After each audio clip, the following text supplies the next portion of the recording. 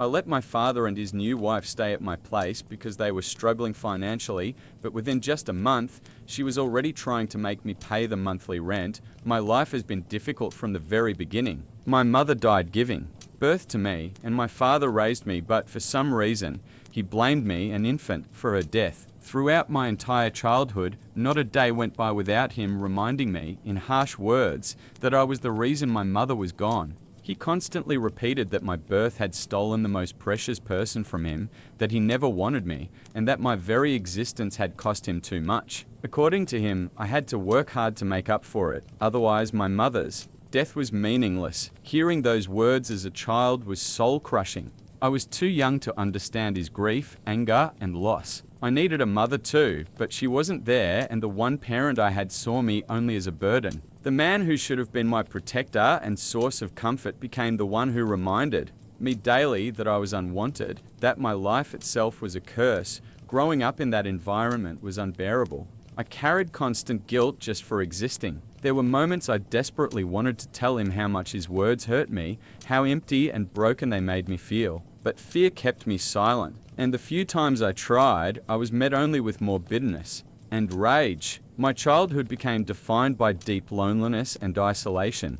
While other kids had parents who comforted them, guided them, and gave them a sense of security, I felt like I was walking on thin ice every single day, just trying to avoid another explosion of anger. Despite everything, I tried to understand his pain. I knew losing my mum had shattered him and that he never recovered, but that didn't make his cruelty any easier to carry. I was just a child trying to find my place in a world that already felt cold and unwelcoming. And yet, deep down, I kept craving his approval, his love, his recognition. I always hoped that maybe one day I could make him proud. I remember the nervous excitement I felt whenever I brought home a report card with good grades. I would rush to him, hoping for a smile or a word of praise, anything that could make me feel worthy in his eyes. But every time was the same. He would glance at it briefly, grunt, and tell me it wasn't enough. He reminded me that there were hundreds of other kids who could get the same grades, so I wasn't special. Instead of encouragement, I was met with indifference and constant reminders that I could never measure up. It wasn't just about school.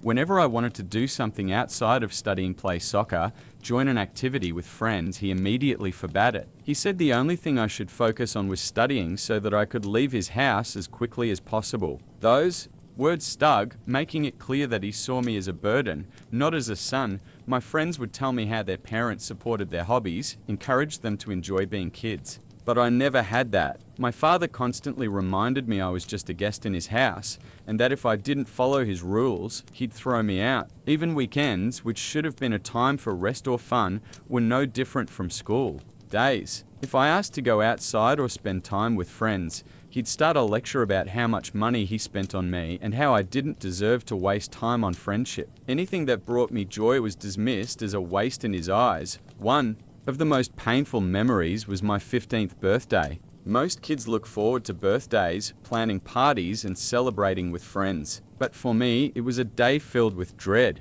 My father hated when I tried to celebrate. Still, that year, I hoped for something different. I just wanted to go, see a movie and eat pizza with my friends. When I finally gathered the courage to ask him for a little money, he exploded. He shouted that I had no right to celebrate because my birthday was also the day my mother died. He made it clear that my birthday would always be the worst day of the year for him and that I should never even think of enjoying it. From then on, I never celebrated with friends. Over time, these repeated experiences convinced me that my father truly hated me and never wanted me in his life. The constant rejection and criticism left deep scars that still affect me today. Over time, I learned to keep my hopes and dreams to myself. I stopped expecting approval or support from my father because I knew it would only lead to more disappointment and pain. Instead, I focused on being strong for my own sake and poured all my energy into academics, determined to leave his house as soon as I could. Eventually, all that hard work, persistence, and determination paid off. I still remember the moment I opened the acceptance letter. One of the top universities had offered me a full scholarship. It was a strange mixture of relief and pride. Finally, I was leaving that house behind. I was walking away from my father's suffocating control and stepping into a new chapter where I could live on my own terms. Leaving felt like removing a heavy weight I had carried all my life. For the first time, I felt genuinely free. Those 4 years in college became some of the best of my life. They were years of growth, discovery, and joy. I finally had the chance to live like a normal person. My father could no longer dictate my every move, and although he occasionally tried to exert control from a distance, I didn't listen anymore. After years of pressure, I was ready to make my own choices and build the life I wanted. Even with all the freedom and happiness college gave me, I never forgot why I was there. I maintained excellent grades, determined to make the most of the opportunity I had fought so hard for. But I also found balance. I went to parties, joined clubs, met new people, picked up hobbies, and, for the first time, I allowed myself to. Simply Live.it was during this period that I met Sheila. Meeting her was one of the most unexpected and beautiful turns of my life. From the very beginning, there was something about her that drew me in. We were remarkably alike, ambitious, driven, and career-focused. Sheila understood me in a way no one else ever had. One of the things I loved most about her was how comfortable the silence between us felt. We could sit together for hours, each lost in our own thoughts, without needing to fill the space. With her, I never felt pressured to be someone I wasn't. Sheila was the first person who made me feel I no longer had to carry the weight of guilt I had been dragging with me for so many years. She saw the pain I had normalized, the hurt that had become so ingrained I no longer even recognized it as wrong. She reminded me how unfair it had been for my father to blame me for my mother's death and told me that no child should ever bear such a burden. It was Sheila who insisted I see a therapist, something I had never even considered. My father's words had cut so deeply into my mind that I didn't realize I could ever be free from them. Therapy changed my life. At first, it was incredibly difficult to face the trauma of my upbringing, to acknowledge the damage, and to start dismantling the toxic beliefs I had absorbed. But with time and effort, I began to see clearly. I understood how wrong my father's mindset had been, and I realized I deserved better. Slowly, I came to accept that I was not responsible for my mother's death. My father's anger and hatred were his own demons, not mine to carry. As I began to heal, something else surfaced: anger. Years of buried frustration finally came boiling to the surface. I had spent so much of my life trying to win his approval, trying to be the son he wanted, all while carrying the guilt he had forced onto me. But now I knew it was never my responsibility. His grief was his to face, not mine. That anger made it almost impossible to maintain a normal relationship with him. During college, we spoke rarely, and when we did, the conversations were short and strained. I had little patience left for his criticism or attempts to control me. Then, one day, it all came out. The words I had buried for years spilled out in an unplanned confrontation. I told him about the damage his words had caused, about the scars his constant blame had left on my mental health. I made it clear that I would no longer be his scapegoat, and that if he couldn't respect me, I was ready to cut him off for good. For the first time, he had no response. He didn't apologize, as I had secretly hoped, but he also didn't deny my words. And after that conversation, I noticed something shift in him. He became a little softer, a little less harsh in how he spoke. To me, it felt as if he was finally trying, maybe not to make things right, but at least to change. Still, even with that small shift, our relationship remained strained. Years of pain and resentment cannot be erased overnight. I appreciated the effort, but the damage was already carved deep. The damage my father had caused would have taken far more than words to repair, if repair was even possible at all. Over the years, even though our relationship remained strained, I no longer carried the same level of rage or guilt that once consumed me. Slowly, I came to accept that while I couldn't change the past, I could choose how much power it had over my future. Of course, Sheila's support played a huge role in this. I will always be deeply grateful to her for showing me that I am worthy of love, respect, and happiness. Not long ago, my father married his long-term girlfriend, Day. They had a small wedding, and despite everything between us, I decided to attend with Sheila. A part of me was genuinely happy for him, and I hoped marriage might change him for the better. But only a month later, he called me in desperation. He had made a series of poor financial choices and was barely scraping by. He admitted he hadn't paid rent in 6 months and was now facing eviction. He told me he couldn't confide in his new wife because it would cause a major conflict between them. The first thing he asked was if I could give him money for rent. My immediate response was no.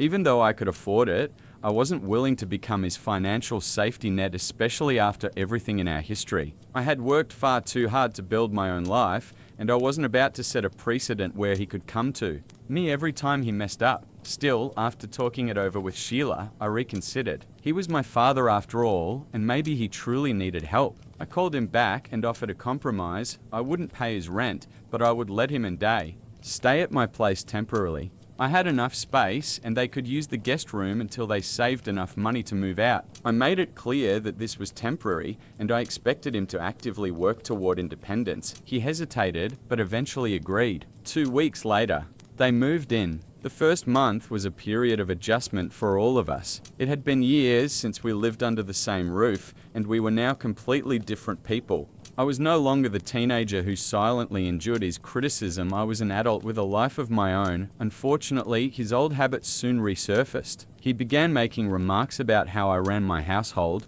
criticizing small things about order, routines, and lifestyle as if nothing had changed. But I wasn't that same powerless kid anymore. This time, I defended my boundaries. Whenever he tried to control or criticize me, I firmly told him to stop. I reminded him that he had no right to dictate anything in my life, especially while living in my house. I wasn't rude, but I was clear and unwavering. They didn't take it well. More than once, she told me I should show my father more respect, insisting he had sacrificed so much for me. I would just shake my head, knowing she had no idea what really happened during my childhood. She only knew the version of my father that he presented to her, not the one who had left me scarred for years. I chose not to argue or reveal the truth. It wasn't my place to drag her into the past. Still, I knew living together would be difficult. I tried to stay optimistic, hoping we would eventually find a way to coexist peacefully, but one evening, after an exhausting day at work, I came home to find my father lounging on the couch with Day, watching TV. The house was a mess, and the kitchen sink was piled high with dirty dishes. I asked him why he hadn't cleaned, since it was his turn to take care of chores. His response came in that same old tone that had haunted me for years, the one that always made me grit my teeth. "You're a grown man I raised all by myself after your mother died. You should be ashamed of asking me to do something like this. Wash your own damn dishes." The fury that rose in me was instant. I snapped back without hesitation. "You know what's actually shameful? The fact that you're sitting on my couch, in my house, eating my food, watching my TV, and still trying to boss me around when you begged me to let you stay here for free. You and your wife haven't lifted a finger since you moved in. Then maybe you should pack your things and leave right now if washing dishes is beneath you." My father just stared at me, stunned by my outburst. The room went silent, so heavy I thought he might actually stand up and walk out, but I knew he had nowhere to go. Without another word, I turned and left the kitchen, slamming the door behind me while my chest pounded with a mix of anger and disappointment. The next morning, when I came downstairs, only Day was there. My father must have left early for work. I was ready to grab my coffee and leave when she stopped me and asked if we could talk. With a serious look, she began explaining how deeply hurt my father had been by what I said the night before. Then she told me something that nearly made me choke. According to her, my father had claimed he helped me buy this house using some of his savings. For a second, I almost laughed out loud. Every dollar for this home had come from my own savings, my own hard work. My father hadn't given me a cent. I asked Day to clarify, and she repeated what he had told her, that I owed him gratitude because he supposedly made financial sacrifices for me. She even suggested it would only be fair if I repaid him by covering the cost of their stay here, since this was technically his house too. I couldn't hold it in. I burst into laughter. The absurdity of it was too much. When I finally managed to calm down, I told her the truth. This house was entirely mine. My father had never contributed a single dollar. The look on her face was priceless: shock, embarrassment, and anger all at once. She pressed me, asking if it was really true that he had never helped me, and I confirmed it. I explained that he had been struggling to pay his own rent for years, so how could he possibly have supported me in buying property? After that conversation, she went quiet. A few hours later, she packed her belongings and walked out. I didn't stop her. It wasn't my responsibility. That evening, when my father returned and saw her things gone, he called her in a panic. When he learned I had told her the truth, he turned on me, accusing me of ruining his marriage. He claimed I should have kept quiet and let her believe the lie, because now he felt worthless compared to me. According to him, I was at fault for exposing him, for making her feel deceived. His words infuriated me. I reminded him that I had opened my home to them out of generosity, and instead of gratitude, I was being blamed for problems he had created. He acted as though I owed him, when in reality, he had been taking advantage of me. It felt like being a child again, when he always managed to twist everything so that I ended up the villain. This time, though, I refused to play that role. I told him plainly that I would not lie for him, not today, not to anyone. His endless manipulation and guilt-tripping had drained me, and I had reached my breaking point. I told him he had to leave my house the next morning. He begged me not to, said he had nowhere else to go, but I held firm. It was one of the hardest choices I've ever made, but I knew I had to protect my peace and sanity. Since then, he's been calling me constantly, claiming I destroyed his life and his marriage because Day won't speak to him. He blames me for everything, telling me a good son would never throw his parents out. Update 1. I'm grateful for those who reminded me just how much trauma my father put me through over the years. Many people have suggested I reach out to Day and tell her the truth about my childhood, since she clearly never knew the full story. Update 2. It took about a week, but I finally managed to have a real conversation with Day. As it turned out, she had no idea what my childhood had really been like. I opened up to her about the guilt and emotional scars I carried and how much they had shaped me. She was shocked apparently. My father had painted a completely different picture of himself, presenting as the noble single dad who had sacrificed everything for his child. I told her the truth, how he blamed me for my mother's death, how I grew up under constant criticism, and how hard I had worked in college to finally stand on my own feet. I explained that landing a well-paying job allowed me to save and eventually buy this house. I also made it clear why I hated the way he tried to dictate things under my roof, because as a kid, I never had the freedom to be myself in his home. Day listened quietly and admitted she finally understood where I was coming from. Then she revealed something I hadn't known. My father had actually lost all his money to gambling. He had been too ashamed to admit it, so he made her believe another story. In fact, when he first suggested moving in with me, she had resisted the idea. To make her feel less uneasy, he lied and told her he had financially helped me purchase my house. That way, she would see the place as partly his, not just mine. Once she realized his claim was a total fabrication, another manipulation to get what he wanted, she was devastated. Day confessed she felt embarrassed for having once demanded that I repay him by covering their rent. I reassured her it wasn't her fault. My father had twisted the truth, and the responsibility was entirely on him. Before leaving, she told me she planned to step back from the relationship with him, at least for a while, to process everything. Update 3. Hi everyone. It's been 3 months since my last update. After asking my father to move out, I cut all contact with him completely. It wasn't easy, but it was absolutely necessary for my mental and emotional well-being. The last time we spoke, he once again tried to pin everything on me, but instead of engaging, I blocked him. Since then, I can honestly say I feel lighter, freer, and finally at peace. My home feels like mine again. More importantly, I've been focusing on myself, on my goals, and on building the future I want. Through all of this, my girlfriend has been my rock, comforting me, encouraging me, and standing by me at every step. Her support has meant the world to me, and I couldn't be more grateful. Now, for the first time in a long while, I feel like I'm truly living life on my own terms. I caught my girlfriend cheating with my closest friend,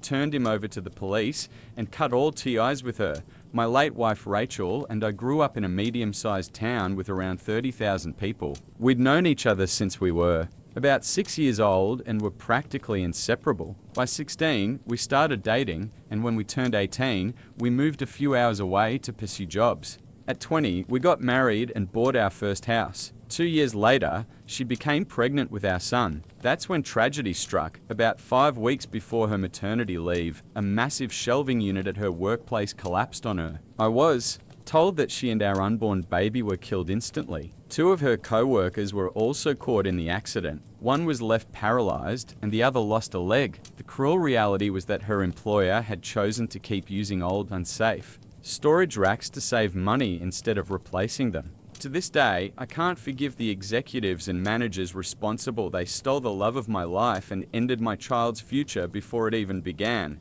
Not long after, the company offered what they called a settlement. To me, it was nothing but blood money. They wanted to avoid a lawsuit, but I wanted justice. Thankfully, the case gained media attention, politicians got involved, and the trial was fast-tracked. Within 3 years, the payout was nearly 10 times what they initially tried to offer. Several executives were fired, fined, and some even ended up in prison. During this time, I continued working at my telecommunications job. My mother, God bless her, moved in with me to help, and honestly, I don't think I would have survived that period without her support. Around the same time, I was offered a promotion that required frequent travel across the state. Instead, I requested to be based out of my hometown branch so I could both cover statewide work and be close to my roots. They agreed. Eventually, I bought a house there, which allowed me to have my own space without constantly crashing at my parents' place whenever I came home. 4 years passed. One Friday, after returning from a work trip,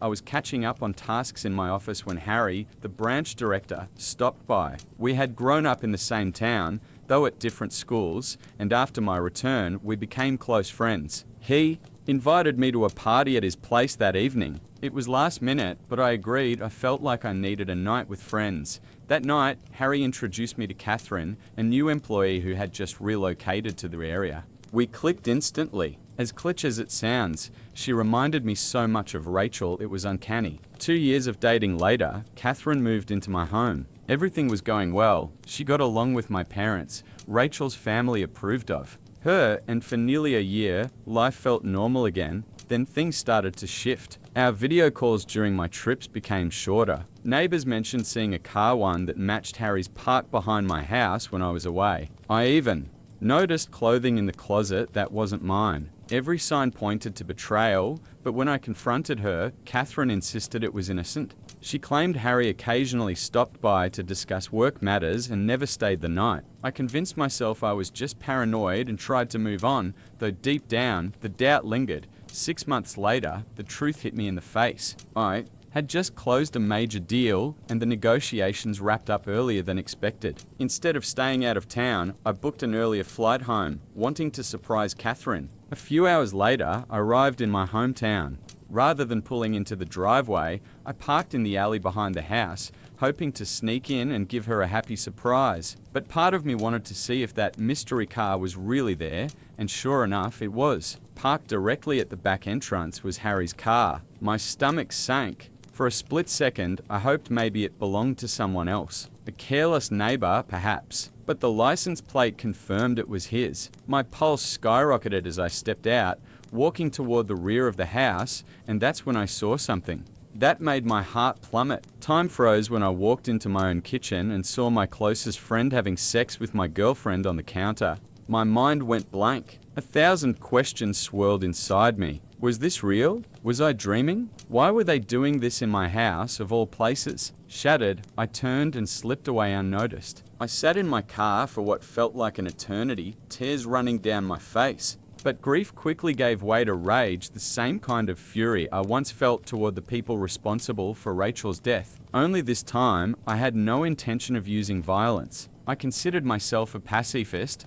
but I knew I could still ruin their lives in a different way. I reversed down the alley, far enough to keep Harry's car in sight, then drove back near the front gate where I could watch the house. I called Catherine. They were still going at it when her phone rang. I watched them pause, glance at the screen, and exchange looks when they saw my name. She hesitated but didn't pick up. Seconds later, they resumed. I dialed again. This time, she answered. I hung up immediately. Moments later, she called me back, asking why I was ringing so late. I told her I'd be home in 10 minutes and didn't want to scare her by showing up unexpectedly. She faked excitement, said she was glad I was coming home, and quickly ended the call, claiming she needed to change clothes. Not long after, Harry bolted out the gate half-dressed, leapt into his car, and sped off like the devil was chasing him. I couldn't help but smirk, knowing I had terrified them both into thinking they'd been caught. I waited a few minutes, then parked where Harry's car had been.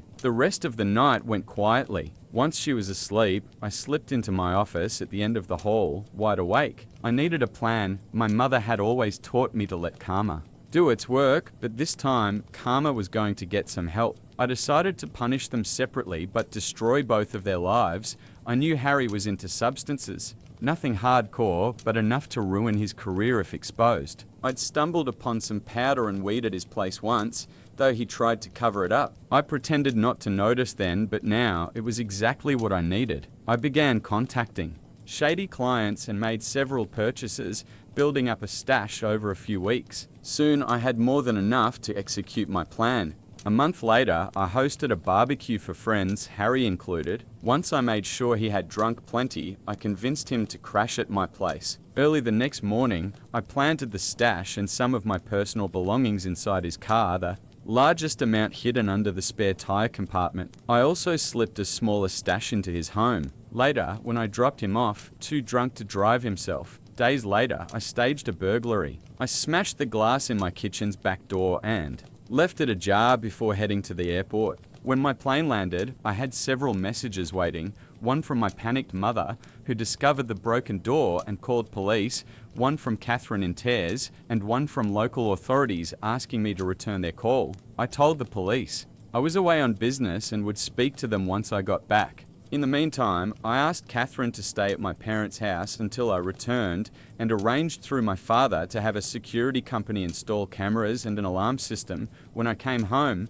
I acted the part shocked, confused, and upset. How could this happen? Who would want to break into my home? After a police walkthrough confirmed missing personal items, I filed a report. The security rep then showed Catherine and me how the system worked. She nervously asked what to do if we wanted privacy while being intimate. He assured us it was a common question and showed how to disable cameras in certain areas. As I escorted him out, I asked if he could also set up email alerts for whenever the cameras were switched off. He happily obliged. Perfect. All I had to do now was wait. Meanwhile, I quietly consulted a family lawyer. I needed to be absolutely certain that when the time came, I could legally walk away without paying Catherine a cent or splitting any property. Since I wasn't entirely sure whether Catherine and I could be considered common law partners, I wanted to make certain she'd never have a legal claim to anything that once belonged to Rachel and me. As Rachel's sole heir, the last thing I needed was a legal ambush. Thankfully, my lawyer reassured me, despite nearly 4 years of dating, Catherine and I hadn't lived together long enough to qualify as common law spouses. On top of that, since I paid all the bills and she had never contributed toward rent, she had no financial or legal grounds to demand anything. To cover every possibility, though, he drafted what felt like a bulletproof document just in case she ever tried. The following week, my company offered me a promotion with a relocation back to the city. It meant leading a team and, more importantly, no more endless travel. The move would take about 6 weeks, plenty of time to collect the evidence I needed.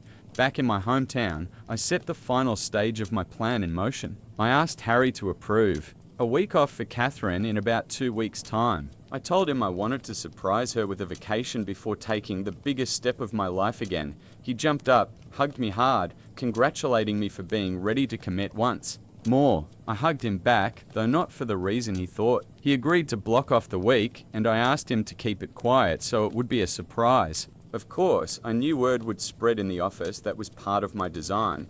That evening, I told Catherine I'd booked her and 2 of her friends a week-long spa retreat, all expenses paid. She squealed with excitement, like a child let loose in a candy shop. I then told her I'd be busy in the city preparing for a big client meeting and would fly out, not returning until after she was already gone. She looked a little disappointed, but I assured her the surprise would be worth it when she came back. What I didn't tell her was that I had quietly arranged a 2-week getaway for myself on the other side of the country, both to enjoy. A taste of freedom and to brace myself for the storm that was about to break. 2 Sundays later, I returned and drove past my house. Sure enough, Harry's car was there, just as it had been the first night I caught them. I parked a little farther away and checked the cameras. They were asleep in my bed. No shock there, I already had 2 weeks worth of recordings of them together. That's when I made my first call. Pretending to be a concerned neighbor, I told the police there was a man loitering in his car behind my property, occasionally handing things through car windows and peering into my yard. I said I suspected he might be dealing or planning a Break in. I gave them his license plate and vehicle description. They promised to send someone, then I phoned Catherine, saying I'd be home in 10 minutes. I reminded her that although she was flying out the next day, I wanted to surprise her now. Watching the footage later, I laughed at the chaos I'd set off. Within seconds, Harry bolted shirtless out the back door and scrambled into his car. I couldn't have scripted it better. As he sped off, a police cruiser turned down the alley and immediately began pursuit. Perfect timing. I parked, greeted a very flustered Catherine, and played the part of the loving partner. We did the usual. Couple routines, then she fell asleep. I, of course, stayed awake. The next day, a taxi came to take her and her friends to the airport. Once they left, I waited a few hours, then called a friend in the moving business. I asked him to help me box up Catherine's belongings and put them into storage that Friday. He agreed. Later that day, the police called. They wanted me to come. Identify items seized from a suspect the night before, items that matched the list of stolen property I had reported. I smiled, realizing my setup for Harry was now in motion, and told them I'd come by soon. When I arrived, not all of my missing things had been found, yet they were likely still at his house, awaiting a full search. But it hardly mattered. In a town this small, gossip spreads faster than fire. Harry was already disgraced, and within days he was fired outright for drug possession and stolen goods. That same evening, the company's executives formally apologized to me on behalf of the firm. Afterward, I went to my parents' house and explained what had happened, leaving out a few of the uglier details, and told them, as well as Rachel's parents, that I'd accepted a promotion and was moving back to the city, but without Catherine. They were disappointed I hadn't confided in them sooner, but relieved to see I hadn't stooped to her level. They gave their blessing to my plans simply to vanish from her life. After a long night of drinks, laughter, and a few tears, I returned home. By Friday afternoon, after a grueling week of lining up cleaners, preparing the house for rental, and closing tasks at the local office, I packed up a few last items, stopped at my parents to say goodbye, and then made one final detour. Becky, one of Rachel's closest childhood friends, had been my quiet accomplice. She was the only person, aside from my lawyer, who knew the truth, though I spared her the details about Harry. Without her help, I couldn't have pulled things together so quickly. I handed her a large envelope containing everything: video, evidence of Catherine's affair, a personal letter, and legal documents drafted by my attorney forbidding Catherine from contacting me. It also included instructions on how she could retrieve her belongings from the storage unit I had rented. Becky promised to deliver it when the time came. Then I drove back to the city. On Sunday morning, I woke to a flood of missed calls, voicemails, and angry texts. Catherine had cut her trip short after hearing something had happened back home, only to find an empty house with a "for rent" sign planted in the yard. In a panic, she rushed to my parents' house. They closed the door in her face. She called around frantically until finally reaching Becky and learned about the envelope. As expected, she didn't take it well. Soon, the messages began pouring in. Furious accusations that I'd set up Harry, threats, pleas, everything in between. I half expected her to show up at my door in the city, but she never did. Now, to answer the questions people always ask, what happened to Harry? He's facing a few months behind bars. Since it's his first offense, he'll likely serve less, but I don't regret it. He grew up with Rachel and me, knew exactly how shattered I'd been after losing her, and still chose betrayal. The police already had plenty to work with. All I did was give them a reason to look closer. What about Catherine? She fancied herself a socialite. Her status meant everything to her, and exposure was the one thing she couldn't survive. Word of her affair spread quickly in a small town. Her reputation was destroyed, and last I heard, she'd moved to another state because she couldn't handle the fallout. Was it legal? Surprisingly, yes. I covered every base with my lawyer. I had every right to move her belongings into storage, to cut her off, and to disappear. Morally, I know it was cold. I dangled what she thought was the happiest moment of her life, only to turn it into ashes. But that was the point, to let her feel the collapse I had felt once before. And finally, to those who think I'm lying, chasing internet clout, or that I'm some kind of sociopath, believe what you want. Stories like mine could happen anywhere. And as for labels, well, in this day and age, who doesn't have a touch of madness in them? My ex-husband cheated on me with my own sister. 6 years later, he wrote me a letter. I'm 33 now. I met my ex-husband, Dan now 40, when I was 18. It happened at a restaurant where I was celebrating my birthday. He was charming, mature, and made me feel like the most special woman in the world. To give some background, I grew up in a dysfunctional family. My parents constantly fought, and my father often disappeared for months. He died right after my younger sister Abby was born. She's 25 now. From the very beginning, my mother poured all her affection into Abby. She wasn't a bad mother to me, but I always felt like something was missing. When Dan came into my life, that emptiness disappeared. He was supportive, caring, and thoughtful. He spoiled me with gifts, long drives, and attention. For the first time in my life, I felt whole. After 4 years of dating, we got married. I wanted kids right away, but Dan insisted I should finish grad school and start a career first. He wanted us to be financially secure before building a family. Honestly, he seemed like the perfect man. 5 years into our marriage, my world collapsed. I discovered Dan had been cheating on me. With Abby, I found out when he lied about going away for a week. Instead, he stayed in town and rented a hotel room so he and my sister could secretly meet. It had been going on for 6 months. I was devastated. Abby and I had always been close. I loved her deeply and took care of her. I couldn't understand how she could betray me like that. When I confronted Dan, he coldly admitted he didn't love me anymore, that I wasn't the girl he'd fallen for, and that I didn't give him enough attention. At that time, I also found out I was pregnant. But the stress of everything caused me to miscarry. Dan never even came to the hospital. While I was losing our baby, he was with my sister. That broke me in ways I can't fully describe. Looking back, the signs were there. Abby was always a little too affectionate with him, and I sometimes noticed the way he looked at her. It still hurts to remember. My mother sided with Abby, telling me to just accept it. I felt completely alone. I had lost my husband, my child, and my family. The only reason I didn't completely fall apart was my best friend, Tina. She was moving to another state and invited me to come with her. I agreed. By that time, Dan and I were already divorced. In our small town, I had to see him and Abby often, and I couldn't bear it. Moving away was the only way forward. It took time to rebuild my life, but I met kind people who helped me heal. Still, I struggled with trust. A year later, I met Tony, 32 now. I kept my guard up at first, but he proved himself to be patient, loving, and trustworthy. Slowly, I allowed myself to love again. We married last year, and now I'm pregnant with our first child. His parents have welcomed me with open arms, and for the first time, I feel like I truly belong to a family. Then yesterday, everything came crashing back. I received a letter from Dan. He wrote that he misses me terribly. He claimed things with Abby are awful. According to him, she doesn't take care of him the way I did. She doesn't bake cakes or throw birthday parties.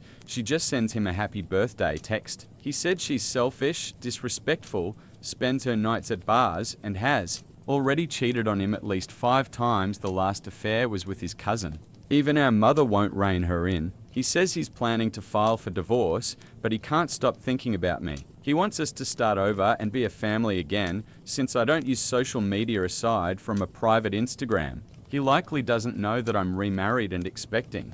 I don't know whether to feel pity for him or laugh. In the end, the better life he chased turned out to be a disaster.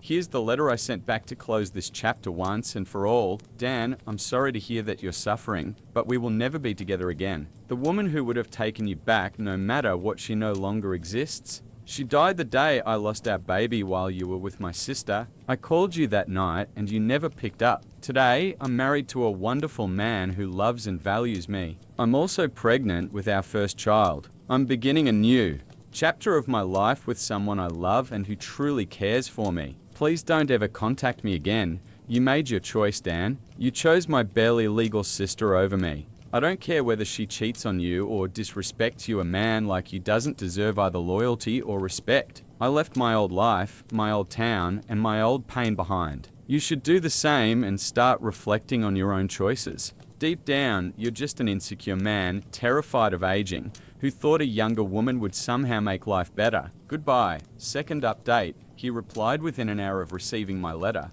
He admitted he had been foolish to believe I would still be waiting for him. He wrote that no matter what, I would always be his baby girl. That used to be his nickname for me, but now it makes my skin crawl. Not long after, I also received Messages from my mother and my sister. My mum congratulated me, thrilled that she was finally becoming a grandmother. Abby echoed the same sentiment and even added that she'd be a cool aunt. I couldn't believe what I was reading. Did they forget how they treated me when I needed them most? Did they forget the betrayal? I broke down crying after those messages. I know I shouldn't waste energy being angry at Abby anymore, but she wasn't a child when it happened. She was 19, old enough to understand how wrong it was to start an affair with her own sister's husband. I blocked them all. I'm 5 months pregnant now, and the last thing I need is more stress. God bless my husband, he comforted me when I cried and even took me out for ice cream to cheer me up. Third update, after I calmed down, I realized how much the letter had shaken me. It felt like a thunderbolt, dragging all the pain back to the surface. A few hours later, I discovered even more emails. My mother and sister had written again, this time to an old account I barely use. Somehow, they had found out about my pregnancy, even though I've never announced it online. That terrified me. I burst into tears, but Tony was right there. He held me, sat me down, and reminded me that I'm safe hundreds of miles away on the other side of the country. He promised he'd never let them hurt me again. He even joked that if things ever got too bad, we'd just move to another country. He's already planning to talk with his uncle, who's a police officer, and consult a lawyer just in case. Someone online suggested I want daycare centers about my family in case they ever try to take my child. But we don't even plan on daycare right now. I've decided to step away from work and focus fully on our baby and my recovery. I have savings to rely on, and when our little princess grows up, I'll return to work. Thankfully, I'm not alone. My in-laws live nearby and are wonderful people, kind, loving, and excited to help with the baby. And Tina, my lifelong friend, plus Tony himself, have given me the family I never truly had. I don't know what the future holds, but for the first time in my life, I'm surrounded by people who genuinely love me. That's all I ever needed. As for my ex, my mother, and my sister, they'll have to live with their own choices. I'm 22, and I just found out I'm dying. My 3-year-old daughter will be left behind. Last week, the doctor told me I have terminal lung cancer. Turns out, picking up cigarettes at 15 and eventually working my way up to 3 packs a day was a terrible decision. Stupid, I know, but I thought I had more time. Now I'm stage 4, with only a few months left. Please don't pity me. Honestly, the only truly good thing I've ever done is bringing my daughter into this world. So my loss isn't much of a tragedy for anyone but her. I don't have family to lean on. I grew up in the foster care system. My daughter's father is serving time for serious crimes, and even if he got out, he's legally barred from being in her life. My little girl is only 3. We live in a rough neighborhood, and when I work, I leave her with my elderly neighbor, who can't even remember her name half the time. I don't want her growing up the way I did in the same broken system, feeling abandoned. Yes, I know my choices played a huge part in this mess. But if I'd had a family or anyone to watch out for me, maybe things would have been different. All I want now is to give my daughter a chance at a better life than mine. And I think I know who could give her that. One of my closest friends, my co-worker, is an amazing woman. At work, I'm the expendable one, the person who'd be let go first if cuts happen. She, on the other hand, is one of the top employees, has a stable income, a kind husband, and a child of her own. I want to ask her if she would consider adopting my daughter when I'm gone. But I also know it's a huge thing to ask. She and her family are black, while my daughter and I have very fair blue eyes, pale skin. I can't help but worry about the challenges they might face raising a white child. Still, the thought of my daughter ending up in the foster system again breaks me. Right now, all I could leave my child with is $1,000 and my mother's necklace. That's it. And I can't decide what's right. Should I work as hard as I can until the end to save her a little money, or should I swallow my fear and ask my friend to raise her? Either way, I feel like I've failed as a mother, and that regret is something I'll carry to my grave. Update. I reached out to my friend and we met at a little bakery. I finally told her about my diagnosis, something I hadn't shared at work, and asked if she would consider adopting my daughter. She was shocked and tried to comfort me about the cancer. She didn't give me an answer right away. She explained that she had always dreamed of having a daughter, but complications during her second pregnancy made that impossible. So she wants to seriously think about it, but she needed to talk it over with her husband first. I understood. It's a huge change for any family. After we finished eating, she hugged me and said she'd miss me. I couldn't hold it in, I cried right there. Since then, I've started something new, writing letters and recording videos for my daughter. Someone suggested it, and I think it's brilliant. I created an email account for her and have been making short videos for her future birthdays, first crush, graduation, first job. Most of them are bittersweet messages reminding her not to repeat my mistakes. A few days later, my friend texted me. After a long discussion with her husband, they're both seriously considering adoption. They have a rule for big life decisions. Agree together, then wait a little while before finalizing. If they still feel the same after some time, they move forward. She told me it's not a definite yes yet, because there are still things they need to sort out. But she made it clear they really like the idea, even though they don't know. My daughter, well, just yet. Her husband and 6-year-old son had never even met my daughter before, and my friend only knew about her through the stories I shared. So they came up with a plan. For the next month, I'll be waking up 2 hours earlier than usual to drop my little girl off at their house. My friend's husband works from home, so he'll watch her during the day, giving her time to get comfortable with him and their son. Later, I'll head to work with my friend. This way, her family can slowly get to know my daughter, and she can get to know them. She also told me she wants us to spend Christmas together. Yesterday was the first day I dropped my daughter off there. When I came to pick her up, she looked happier than I'd seen her in a long time. My friend's husband admitted it wasn't perfect. She was shy, scared, and didn't want to play with their son. But he said that's normal for a first day and that things would probably improve. Today I brought her again, and while she mostly just watched their son play, it already went better than yesterday. That's where we are now. I'm terrified this might all be for nothing, but at least my daughter is already starting to feel more comfortable in their home. Even if they ultimately say no, at least she'll have these good memories, something warmer than what I was able to give her alone. Comments from strangers online, sending you endless love. I hope you can find peace, knowing you're doing everything possible to give your little girl a safe, loving future. Even if this doesn't work out, you've already given her so much by trying. One person gave me important advice about the email account I set up for my daughter. They warned me to make backups of all the videos and letters on a USB, CD, or cloud storage because accounts can be shut down after inactivity. That shook me. The thought of my daughter losing everything I left behind terrifies me. I promised myself I'll back up everything and maybe even tell my friend about it later, in case she needs to help keep it alive. Another comment really touched me. I'm just a stranger on the internet, but as a mother, I want you to know I'm proud of you. Everything you have left is poured into your daughter, and that's exactly what makes you an incredible mum. Someone suggested something beautiful, writing down recipes, little family traditions, and details only I know, like my favorite color, the music I love, the places that make me happy.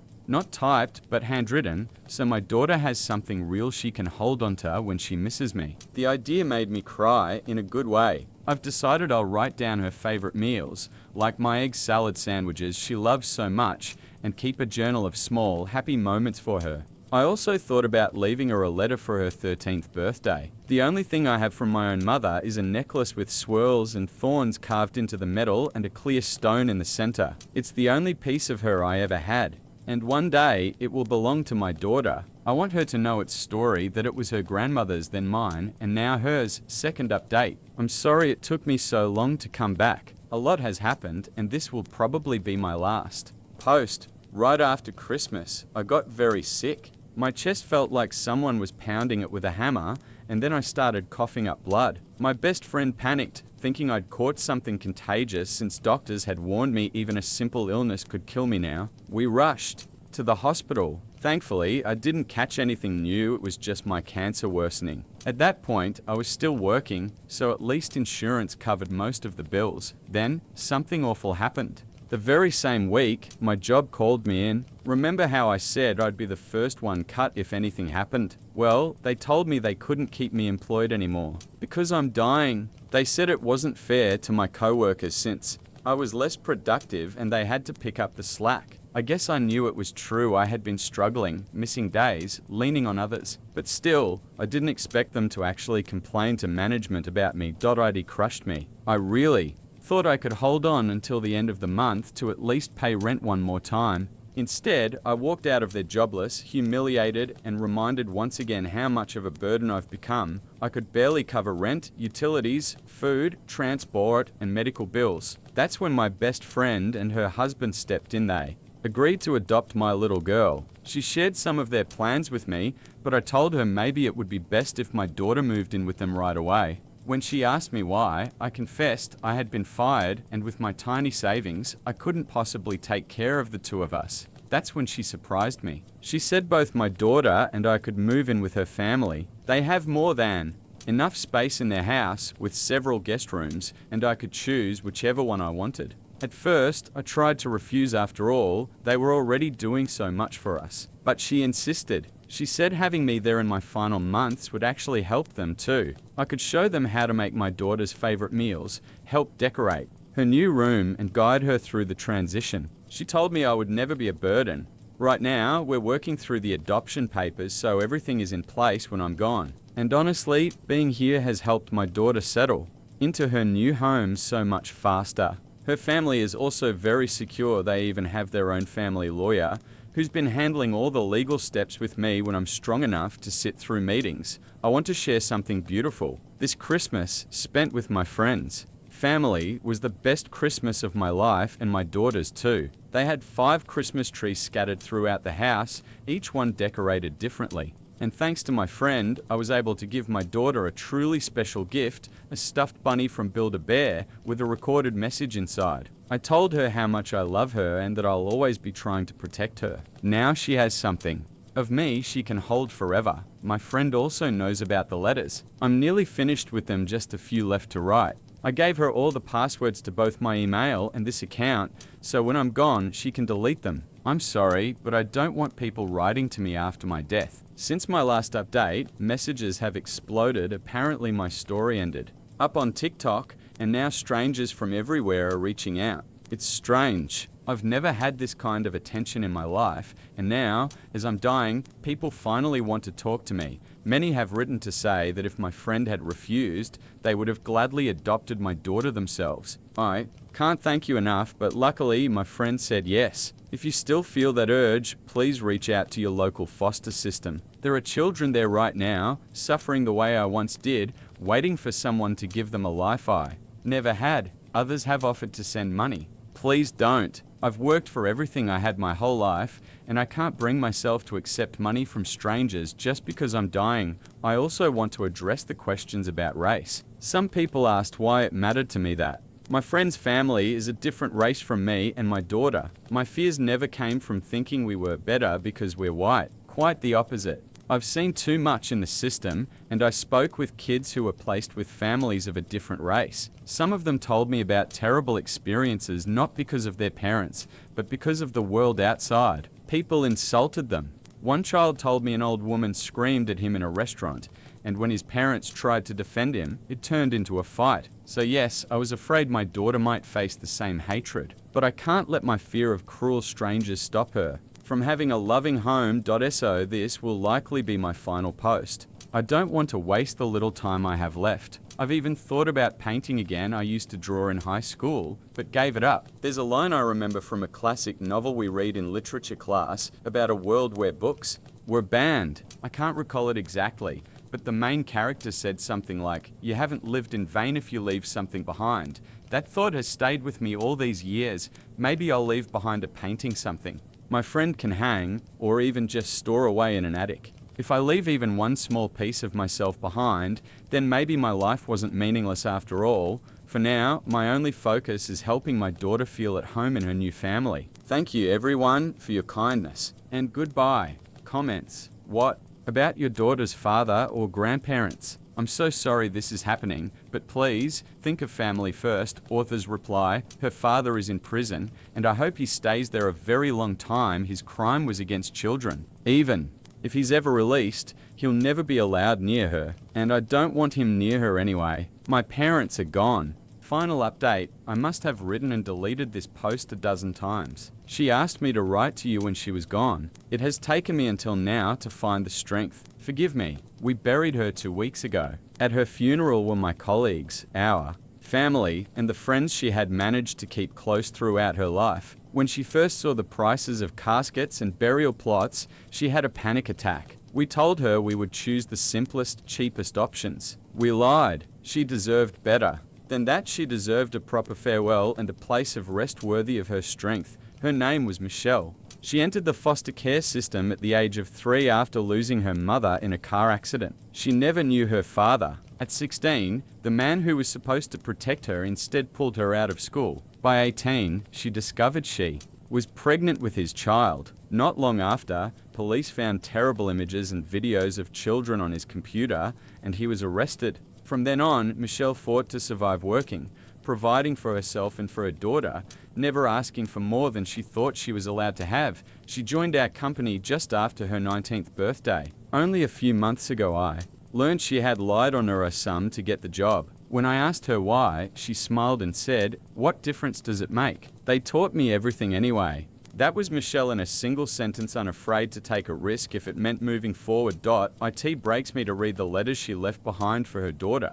She thought so little of herself, but she gave everything she had to the people she loved. She carried herself with quiet confidence, with her head held high, even when the world had done nothing but try to break her. To us, she always seemed fearless. Even in her last months, when fear and grief caught up with her, I believed she had earned the right to every single moment of weakness. Michelle had this way of befriending people others ignored. Before she moved in with us, she knew the homeless. Men who stayed near her apartment. One of them, Ted, lived by the gas station close to the bus stop. Just before her health collapsed, she asked me to take her there. I thought she wanted one last look at the neighborhood she used to call home.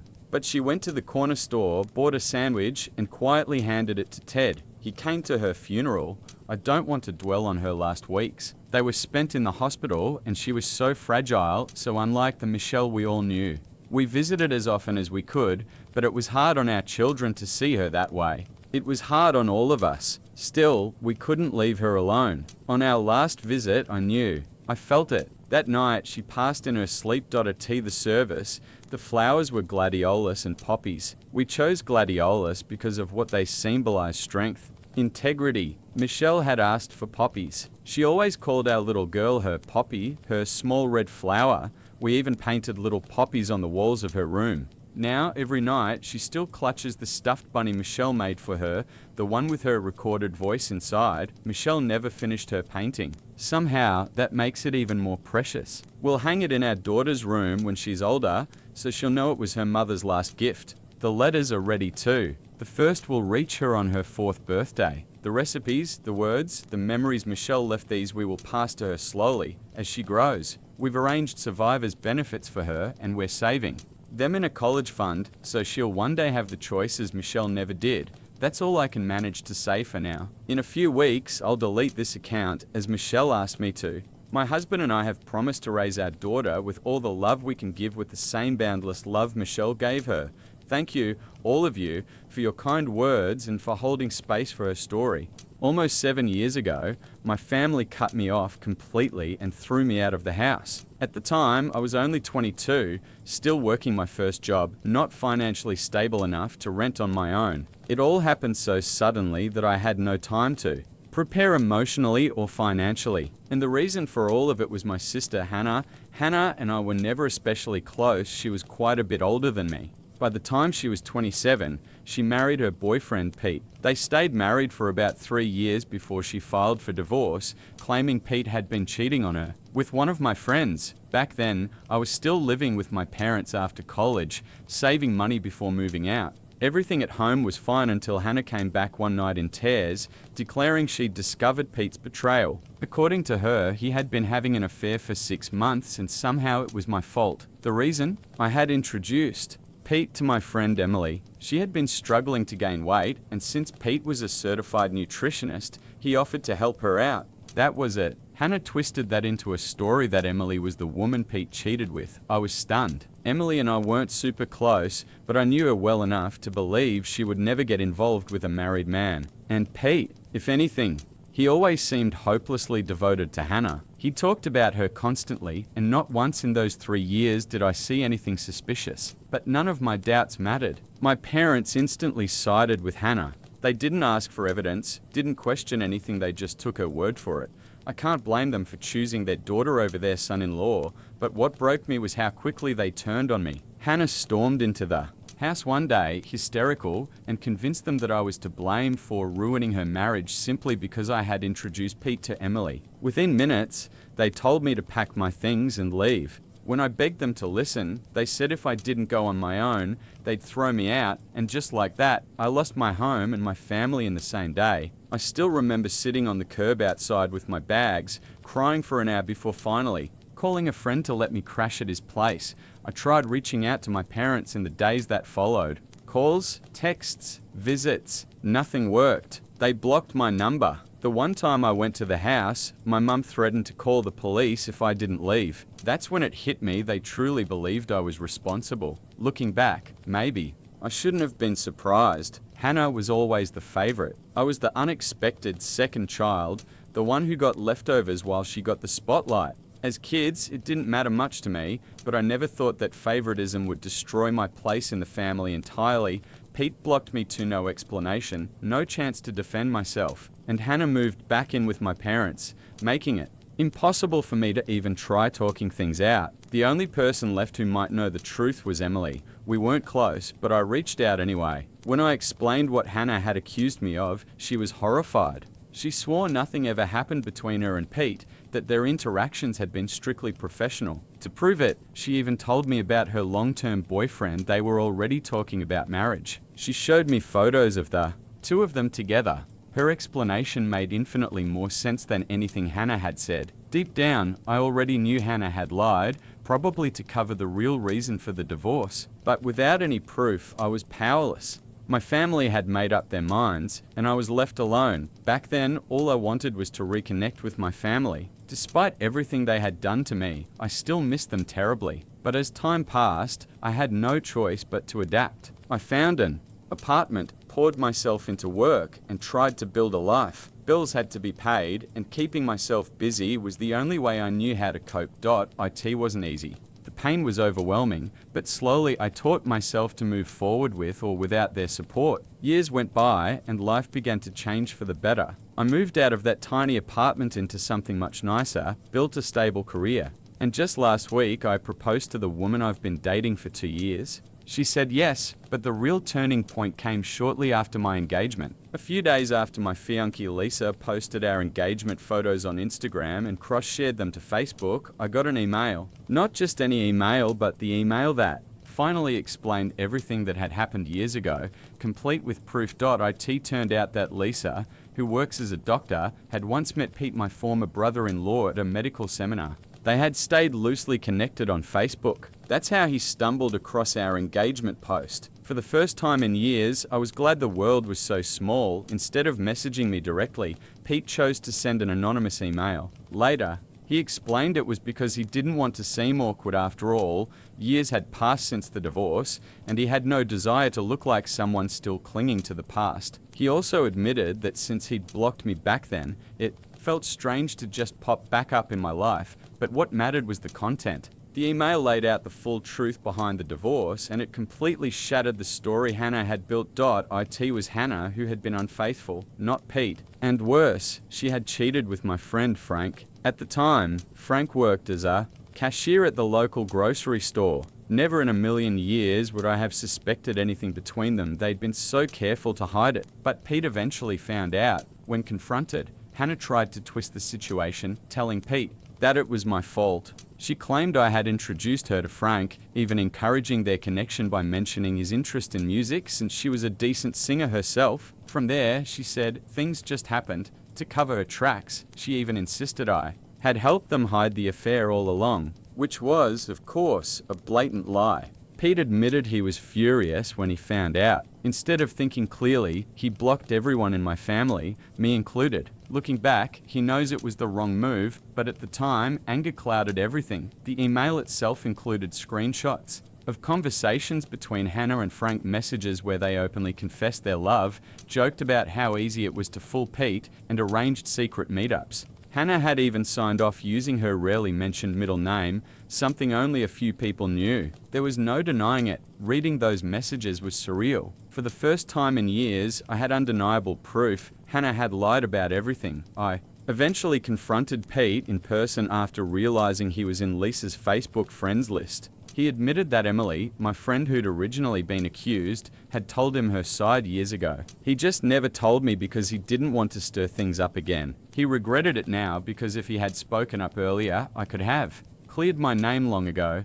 Still, he was willing to help me now. Pete and I agreed that Hannah's lies had destroyed enough lives, and neither of us wanted her manipulations to stand unchallenged any longer. The truth was clear. Hannah had weaponized her family's trust to protect herself, even if it meant sacrificing me. She dragged my name through the mud, convinced my parents to disown me, all to keep her own reputation intact while she pursued her affair, and for the first time in years, I had the evidence to finally set the record straight. I'm certain my sister never once tried to tell our parents the truth. Instead, she kept feeding them lies during the divorce, and they swallowed every word without hesitation. She knew that if our parents ever discovered she was the one who cheated, she'd be in serious trouble, and she just couldn't allow that. Well, now the truth is finally out, and I'm going to use it to destroy her life the same way she destroyed mine all those years ago.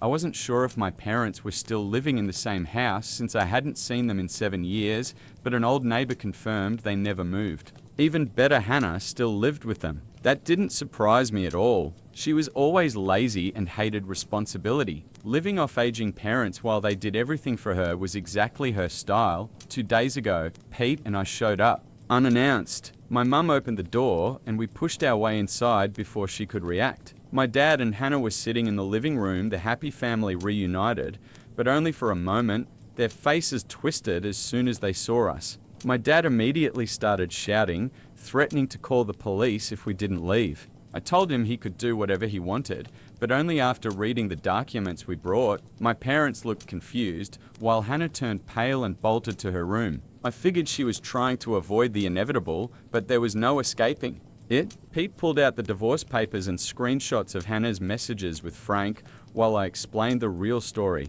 Pete also revealed how Hannah had been forced to give up our grandmother's diamond heirloom ring to settle the divorce, since her teacher's salary couldn't cover the payout. My parents were stunned. We sat there watching as the drama unfolded.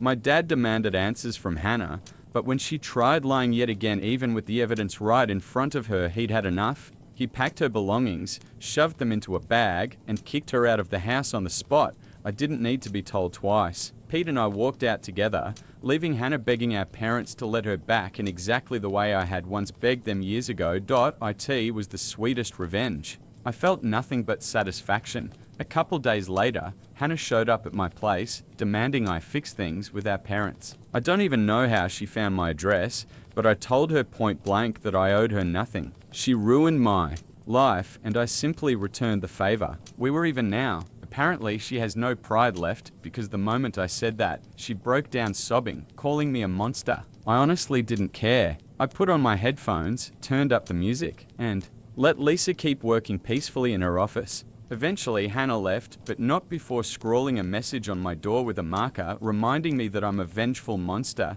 To be honest, I don't feel bad about what I did. I don't think I'm the villain here. I didn't lie or scheme like she did. I just exposed the truth. So, am I really the bad guy for ruining my sister's life and getting her kicked out of our parents' home 7 years after she blamed me for her divorce? Drop your thoughts in the comments. Update 1: Hannah didn't stop bothering me. Even after a week, she kept calling non-stop 14 times in one day. I finally threatened to involve the police, and that made her back off at least for now. I have no idea how she keeps getting my number after I block her, but apparently she has her friends add me into group calls from different numbers. She's tried to guilt trip me, saying her teacher's salary isn't enough to live on. But no, that's not the real issue. What she really hates is finally having to pay rent, utilities, and groceries herself. And honestly, that's not my problem. As for my parents, they aren't much better. They found me on Facebook after seeing Lisa's engagement post. Now they're suddenly interested in being part of my life again. They even hinted that they expect to be invited to my wedding. They still haven't apologized, but somehow think they deserve to show up on one of the most important days of my life. Lisa and I laughed reading their messages because they were so delusional it almost seemed like a bad joke, but in truth, the whole thing is more sad than funny. Update 2: Hannah showed up at my house again, even after I threatened to report her for harassment yesterday. I was getting ready to leave for work, but she stopped me by flopping onto the hood of my car, refusing to move until I spoke with her. It was incredibly annoying, and this time I actually called the police. They took her away while she screamed and cried, trying to paint me as the bad guy.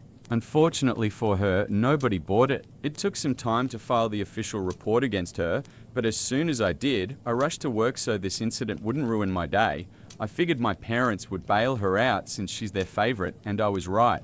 They sent her home and then followed up with a long message telling me I had been too harsh and unfair to them over a mistake they supposedly made almost 10 years ago. It was laughable. Nothing my sister and parents did to me back then could ever be called merciful or fair. No mercy stopped them from literally throwing me out of the house with nowhere to go. So now I see no reason to offer forgiveness or kindness. I messaged my parents saying that after all these years, they had lost any right to tell me what I can or cannot do, and that they should stop deluding themselves. I haven't blocked them yet, had to check the message first, but I will. Soon, hopefully. Then I can finally cut that whole family out of my life for good.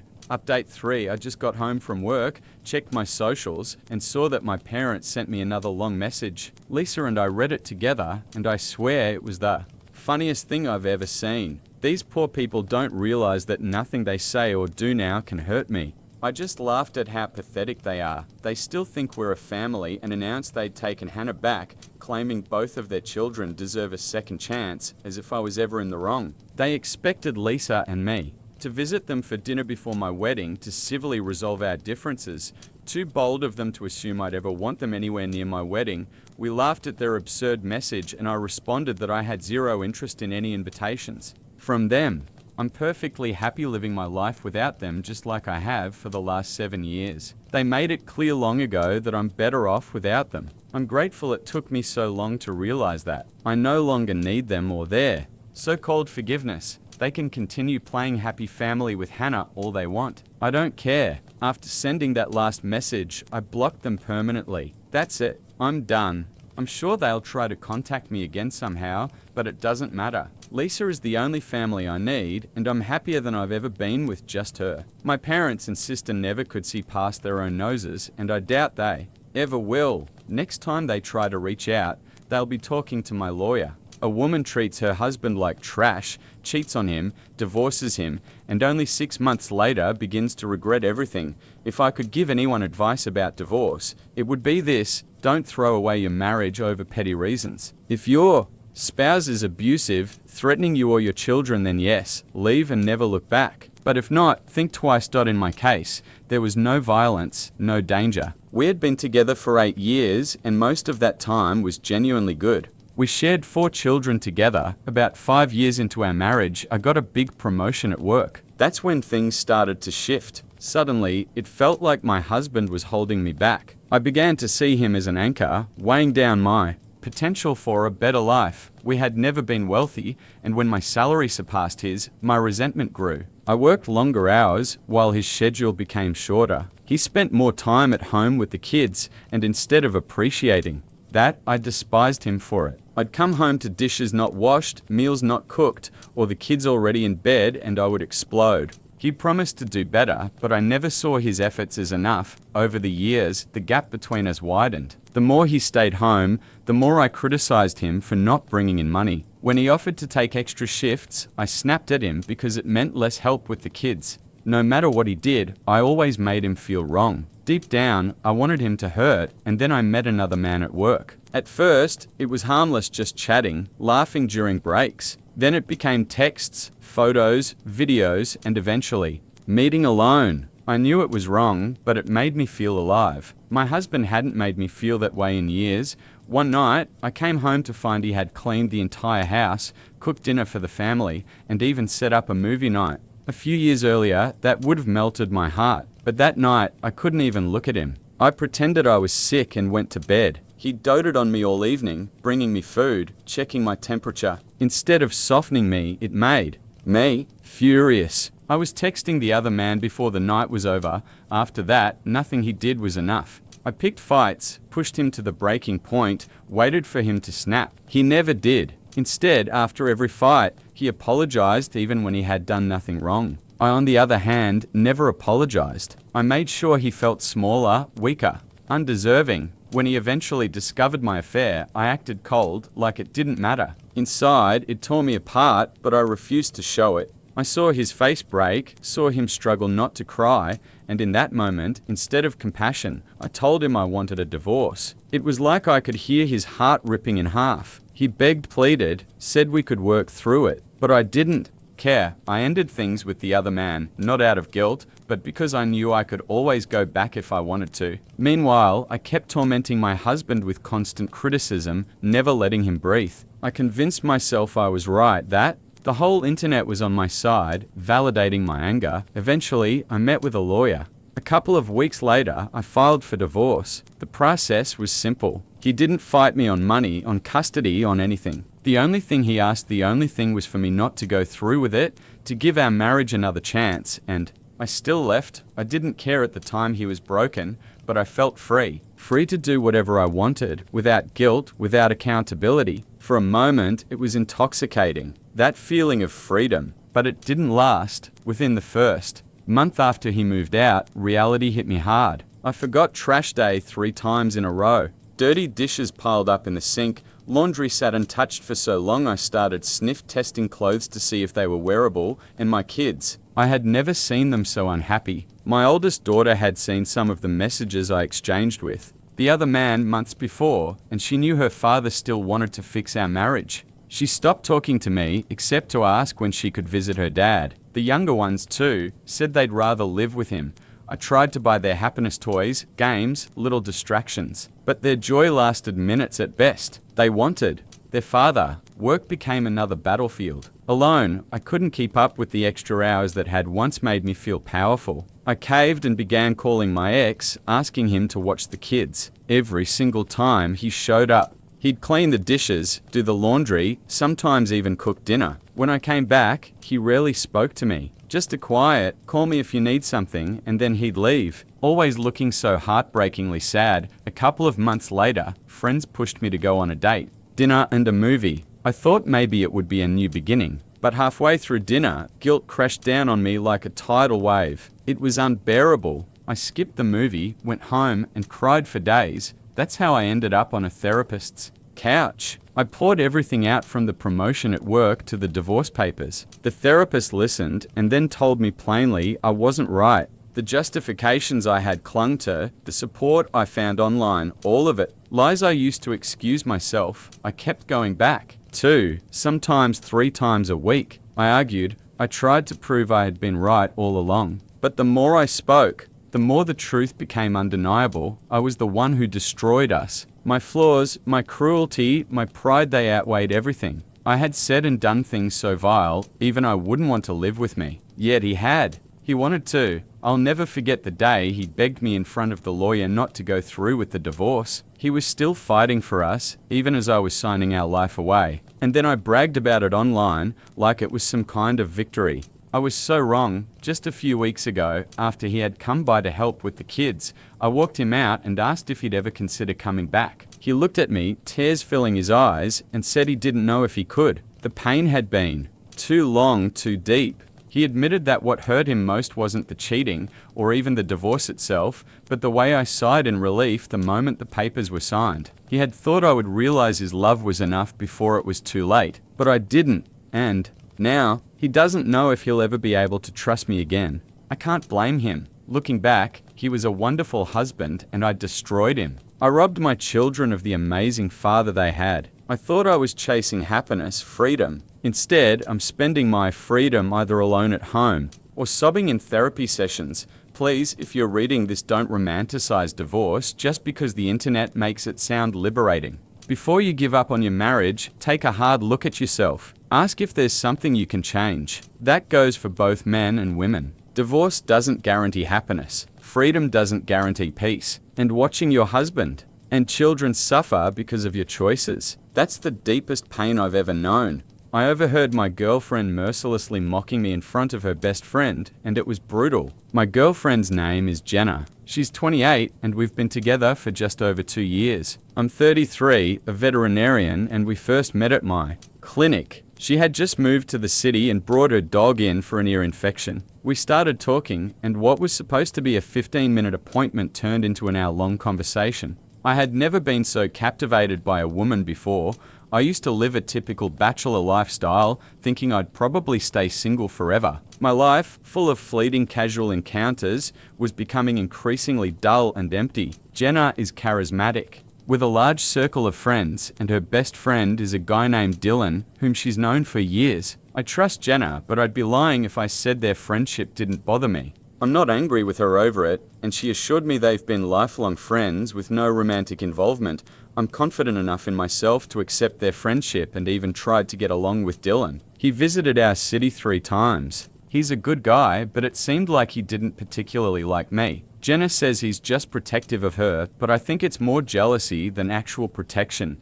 Jenna had just finished graduate school this spring and was struggling to find work. We've been living together for a year, and I understand she couldn't yet contribute to rent or other expenses. I'm financially stable, so that wasn't an issue. But I didn't want my support to become an excuse for her to avoid seeking employment. I believe everyone needs financial independence, so I made it clear she should start paying half of the expenses once she got a job. On Monday, she messaged me that she had landed a job she really wanted after a tough interview. I was so proud of her that I decided to leave work early without telling her.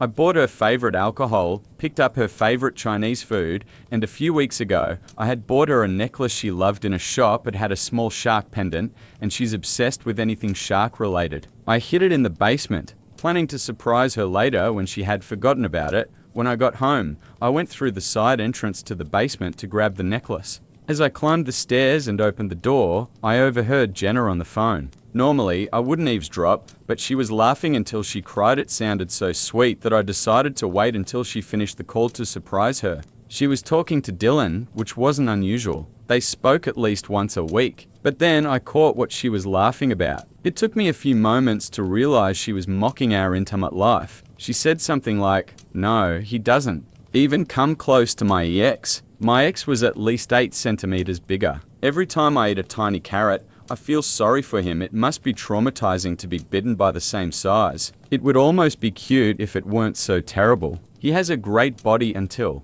he takes off his boxers." There was a lot of laughter. Look, I don't care what strangers online think about my size, but what she was laughing at wasn't even true, which made it even more painful. I don't know about her ex, maybe he was huge, but I'm average, plain and simple. Not exceptional, but not a joke either. I've never felt insecure about it. Hearing my girlfriend discuss me with her friend, given my existing doubts about their relationship, was beyond hurtful. She also mocked me for being handsome but not particularly smart. I'm actually well educated, so that didn't bother me. I know I'm intelligent, good looking and smart with average equipment. After hearing this, I just left. Did I throw the flowers out of my car window? Yes. Did I cry in the parking lot? Yes. I think she either heard the basement door close or saw me drive off because she quickly started texting me, asking when I'd be back. This happened on Monday, and I haven't brought it up with her since. I'm still processing it. It's painfully awkward, but damn it, I love her. I know I need to talk to her about it, but I don't know how. Any advice on how to start that conversation? I'm deeply hurt and not sure I can forgive her. I also want to add that I am definitely planning to break up with Jenna. Today, I met 3 friends for a beer and told them what happened. Their advice matched yours: break up and do it fast. I called my mum and told her everything too. Yes, I told her everything, even though it was embarrassing. We've always been very close, and I wanted to explain everything to her. I had never seen her so angry before. She knew that I had bought a ring for Jenna. I'll post an update once everything is settled, probably tomorrow. Emotionally, I'll be pretty shaken. Once again, thank you to everyone for the comments and support messages. I never expected so many people to take my side. Update, I finally gathered the courage and ended things with Jenna Thursday evening. Honestly, those were some of the most intense few days of my life. From Jenna's perspective, things got pretty messy. Apologies for the long post, but a lot happened. Following advice from friends, my mum, my brother, and many of you, I decided to talk to her in a public place. My reasoning was simple. Someone capable of such cruelty and dishonesty could easily twist the story, claiming I was abusive or any Other nonsense. I wanted to believe she wouldn't do that, but after everything, better safe than sorry. Initially, I considered just packing her things and breaking up without explanation. But after 2 years together, I felt it was better to talk things through calmly and listen to her side, if she had one, even if it wouldn't change my decision to end things. I took her to a wine bar downtown that has small private booths with curtains.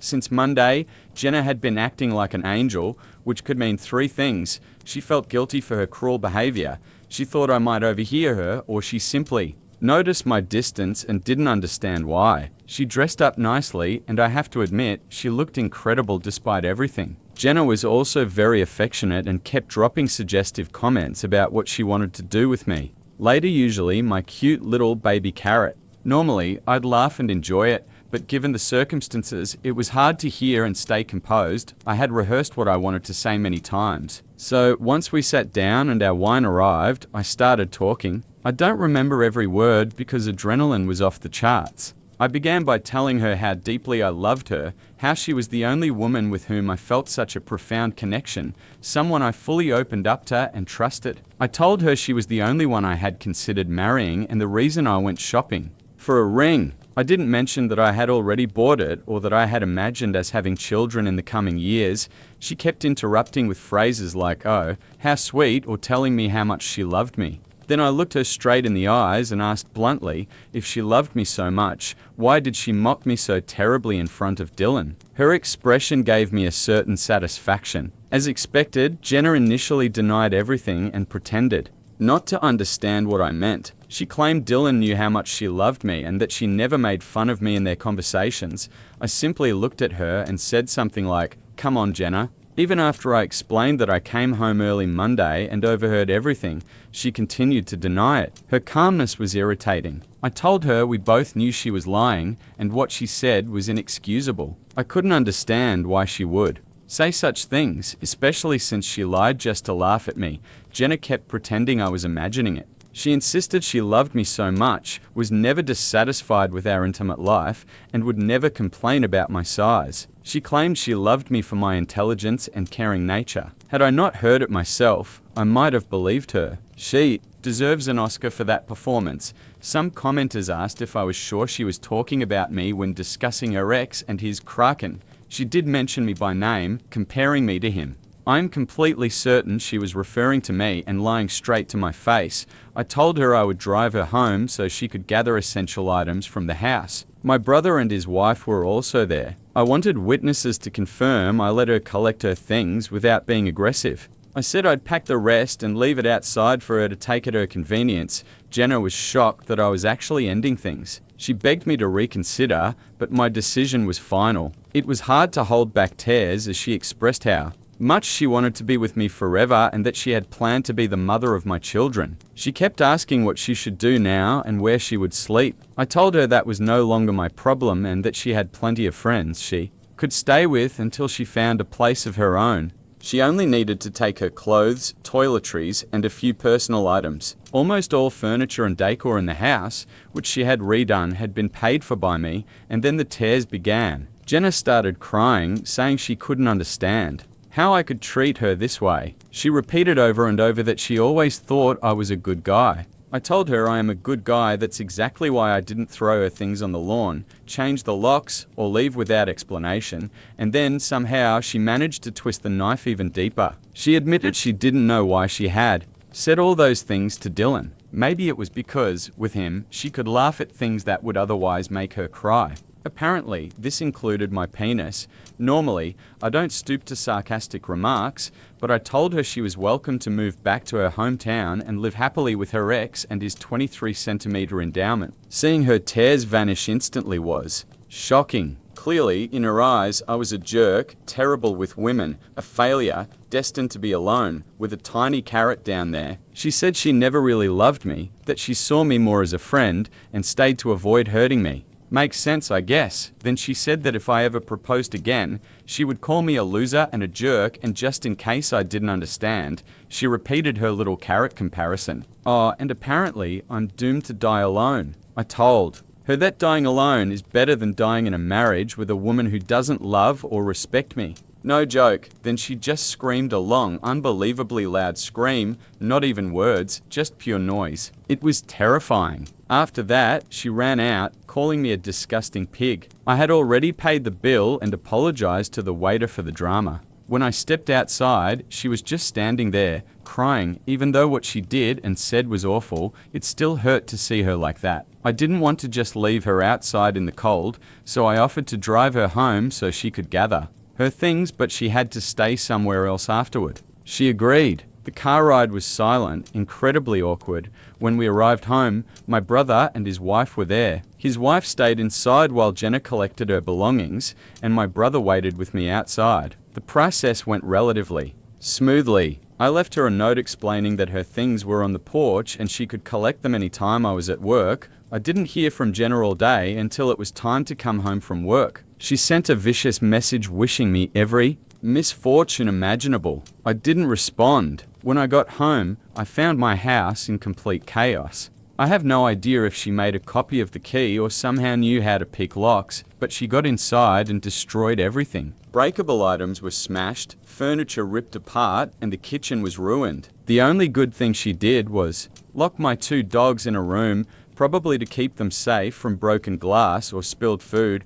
I have 2 cars, one for daily use and an SUV for work, which I use for house calls or transporting large or exotic animals. Among all this chaos, I remembered I had given her the keys to the SUV in case of emergencies. She destroyed that too. Inside, flour was scattered and tomato sauce was spilled everywhere. It's just stuff, I know. But the most shocking part was that she could act so childish and destructive after everything we'd shared. Just the weekend before, we'd gone to a show, hung out with friends, played Monopoly, made up our own drinking game, watched Netflix, and even had sex multiple times. And now, my home and car were ruined, and I was left in turmoil. In a fit of anger, I immediately ordered 22-kilogram bags of mini carrots delivered to Jenna at her friend's address, 40 kilograms of tiny carrots within an hour. That evening, I got plenty of angry and insulting messages from her. Yes, it was petty, but I don't regret it, aside from the wasted food. Hopefully, she donates or cooks with them.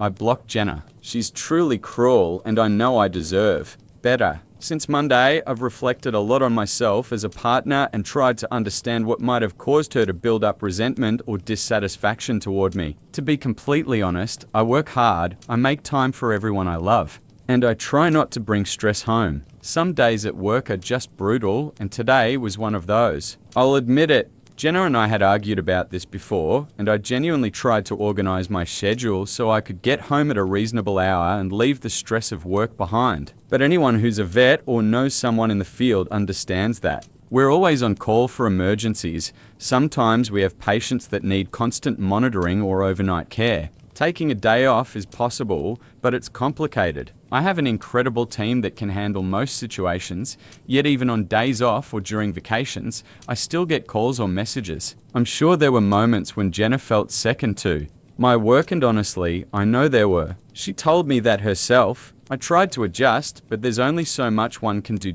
As far as I remember, I was never intentionally mean or rude to Jenna. Sure, there were bad days when I was irritated or distant, and we had arguments and disagreements, but nothing toxic or abusive. I really believed we had a strong relationship and that we were both happy. I was happy. Still, it's hard not to question yourself and wonder if I really had disappointed her or neglected her to the point that she felt so unloved that she acted out the way she did. I don't know. What I do know is that, regardless of any perceived shortcomings on my part, her words and actions were completely unacceptable. I did not deserve any of it, and that's on her. A quick update, I filed a police report and took photos of the wrecked house, hoping it will help cover at least some of the damages through insurance. Honestly, I don't expect much from the police, since I can't prove it was Jenna. Frankly, I don't want to see her again. I just hope the insurance covers the damages, and I'll move forward with my life. My mum and unemployed sister are trying to take 80% of my father's inheritance. They nearly ruined his business's reputation and now accuse me of embezzlement.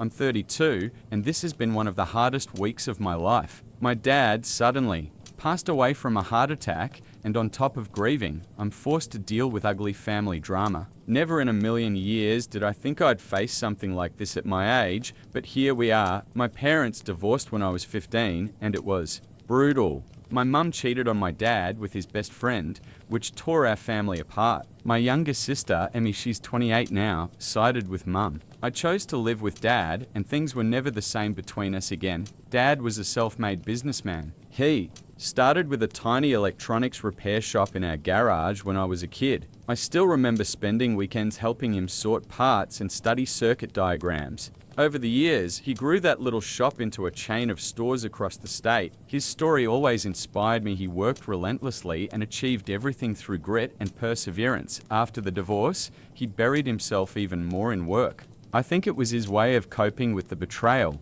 Many nights I'd wake up and find him hunched over spreadsheets at RM, planning new strategies. Despite the long hours, he always made time for me. We had breakfast together every morning, and he never missed a single school event. Eventually, he remarried a wonderful woman named Susan. She never tried to replace my mum, but she was kind, supportive, and a true partner for my dad. They traveled, volunteered, and seemed genuinely happy together. It made me feel good to see him smiling again. Meanwhile, mum's life went downhill. Her fling with dad's ex-best friend didn't last, and since then she's been struggling financially. She always claimed dad cheated her in the divorce, but from what I know, the settlement was fair. He even let her keep the family home, which she later had to sell because of her own poor money management. Over the years, she bounced from one job to another: real estate, retail, catering. Every time she started with enthusiasm but gave up as soon as things got difficult. Emmy followed the same path, dropped out of college, hopped from job to job, talked about big dreams but never saw them through. She leaned on mum financially and emotionally, and together they lived in this strange bubble of resentment against my dad. Yesterday we held dad's funeral. It was heartbreaking, but also overwhelming to see how many people came to pay their respects. The church was packed with colleagues, employees, and people from the community who admired him. I gave the eulogy, sharing stories about his kindness, work ethic, and the lessons he taught me about honesty, resilience, and helping others. Speaking through the tears was hard, but I wanted to honor him properly. What stunned me was that mum and Emmy showed up. They hadn't spoken to dad in years. They sat in the very back, whispering to each other. At first, I was glad they came, but later, I overheard them talking, and what I heard made me sick. Mum said, "Now's our chance to finally get what we deserve." Emmy nodded, saying they should fight for at least 80% of the inheritance. Their plan? Challenge the will, claim dad wasn't of sound mind, and argue that mum supported him for years while he built the business. I couldn't believe it. We were literally standing in the church at his funeral, and they were already plotting to grab his money. Dad always taught me to work for what you earn, and here they were, scheming to steal what wasn't theirs. It felt like betrayal, not just of me, but of everything he stood for. I wanted to confront them right then, but I held back. It was Dad's funeral, not the place for a scene. Instead, I kept quiet and decided to stay alert. In the days after, I noticed Mum and Emmy acting suspiciously sweet towards Susan, completely unlike them. They were trying to win her over, hoping she'd soften. I even caught Emmy snooping around Dad's office, pretending to look for family photos, but obviously searching for documents to use in court. Yesterday, we finally sat down with Dad's lawyer for the reading of the will. Susan was quiet, still shaken from losing him. Mum and Emmy kept shifting in their seats, glancing at each other nervously. I tried to keep my face neutral, though inside I knew exactly what they were hoping for. As expected, Dad left the business to me since I'd worked alongside him for years and understood it best. Susan inherited the house and a large portion of his savings. He also made several charitable donations, true to his values, and Mum, Emmy, they weren't even mentioned. Mum and my sister only got symbolic amounts, $10,000 each.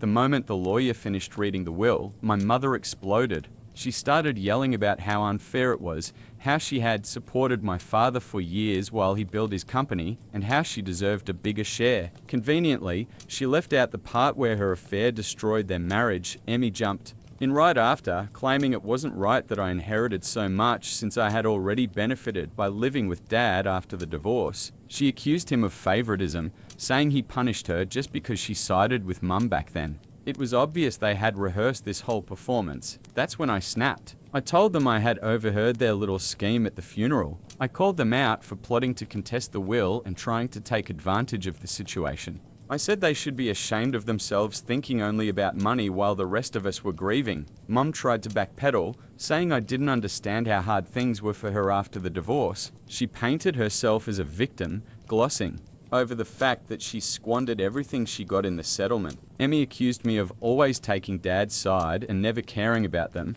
but I stood my ground. I reminded them how they treated Dad all those years cutting him off, rejecting his attempts at reconciliation. I pointed out that he didn't owe them anything. The fact that he left them even a token amount was proof of his generosity.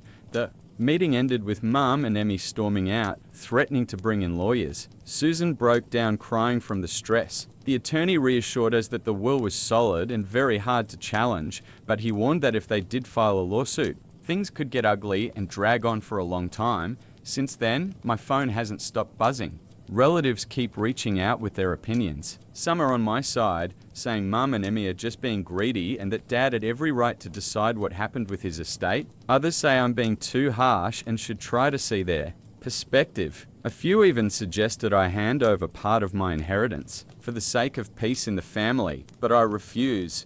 Dad worked himself to the bone for everything he built. He alone had the right to decide how his estate would be divided. Mum forfeited any claim the day she cheated and walked away. Emmy chose her side back then, and she barely had any relationship with Dad for years. I've spent the last several days digging into Dad's business records, determined to be ready in case they take this to court. From everything I can see, Mum's claims of supporting him while he built the company are exaggerated. The truth is, the business only really took off after the divorce, when Dad threw himself completely into work. I also spoke with longtime employees who had been with him from the early days. They shared stories of his dedication, working nights, weekends, never slowing down. One of them, Jim, told me how Dad gave him a chance when no one else would. Jim had a criminal record from his youth and couldn't find a job anywhere, but Dad hired him as a janitor and later helped him rise all the way to store manager. There are dozens of stories like that. Dad didn't just build a company, he built opportunities for people.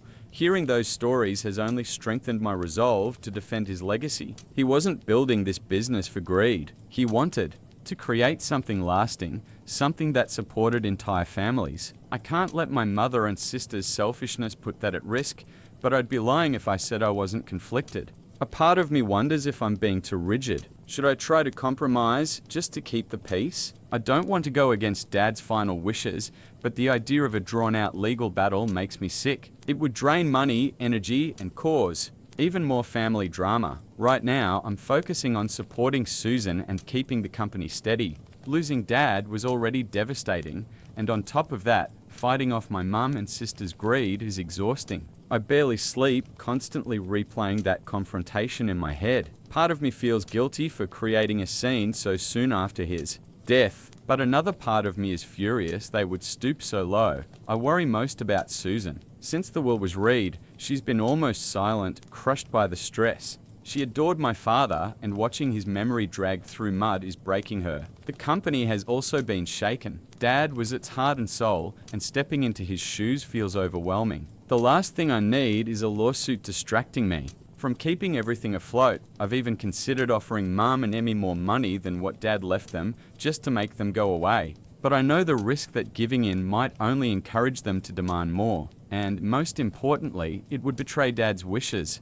Last night, I found an old family photo album in Dad's office. One picture stopped me cold, the day of the first store's opening. Dad stood there cutting the ribbon, Mum smiling beside him, and Emmy and I clapping as little kids. We looked so happy, so proud. And I wondered, how did we end up here? How did that family turn into this? So here's my dilemma. Am I wrong for confronting my mum and sister so harshly, for standing my ground on honoring Dad's will? Should I fight this battle to the end, or try to compromise for the sake of family peace? I honestly don't know. If Mum and Emmy truly had zero chance of winning in court, part of me thought about just offering them a little more money to make them go away. Not a stake in the company, never. But if Dad left them each $10,000, maybe I'd offer 20-30K just to avoid endless headaches and move on with my life. Because in the end, nerves cost more than money. But if there was any chance they could actually succeed, maybe it would take a bigger offer to settle.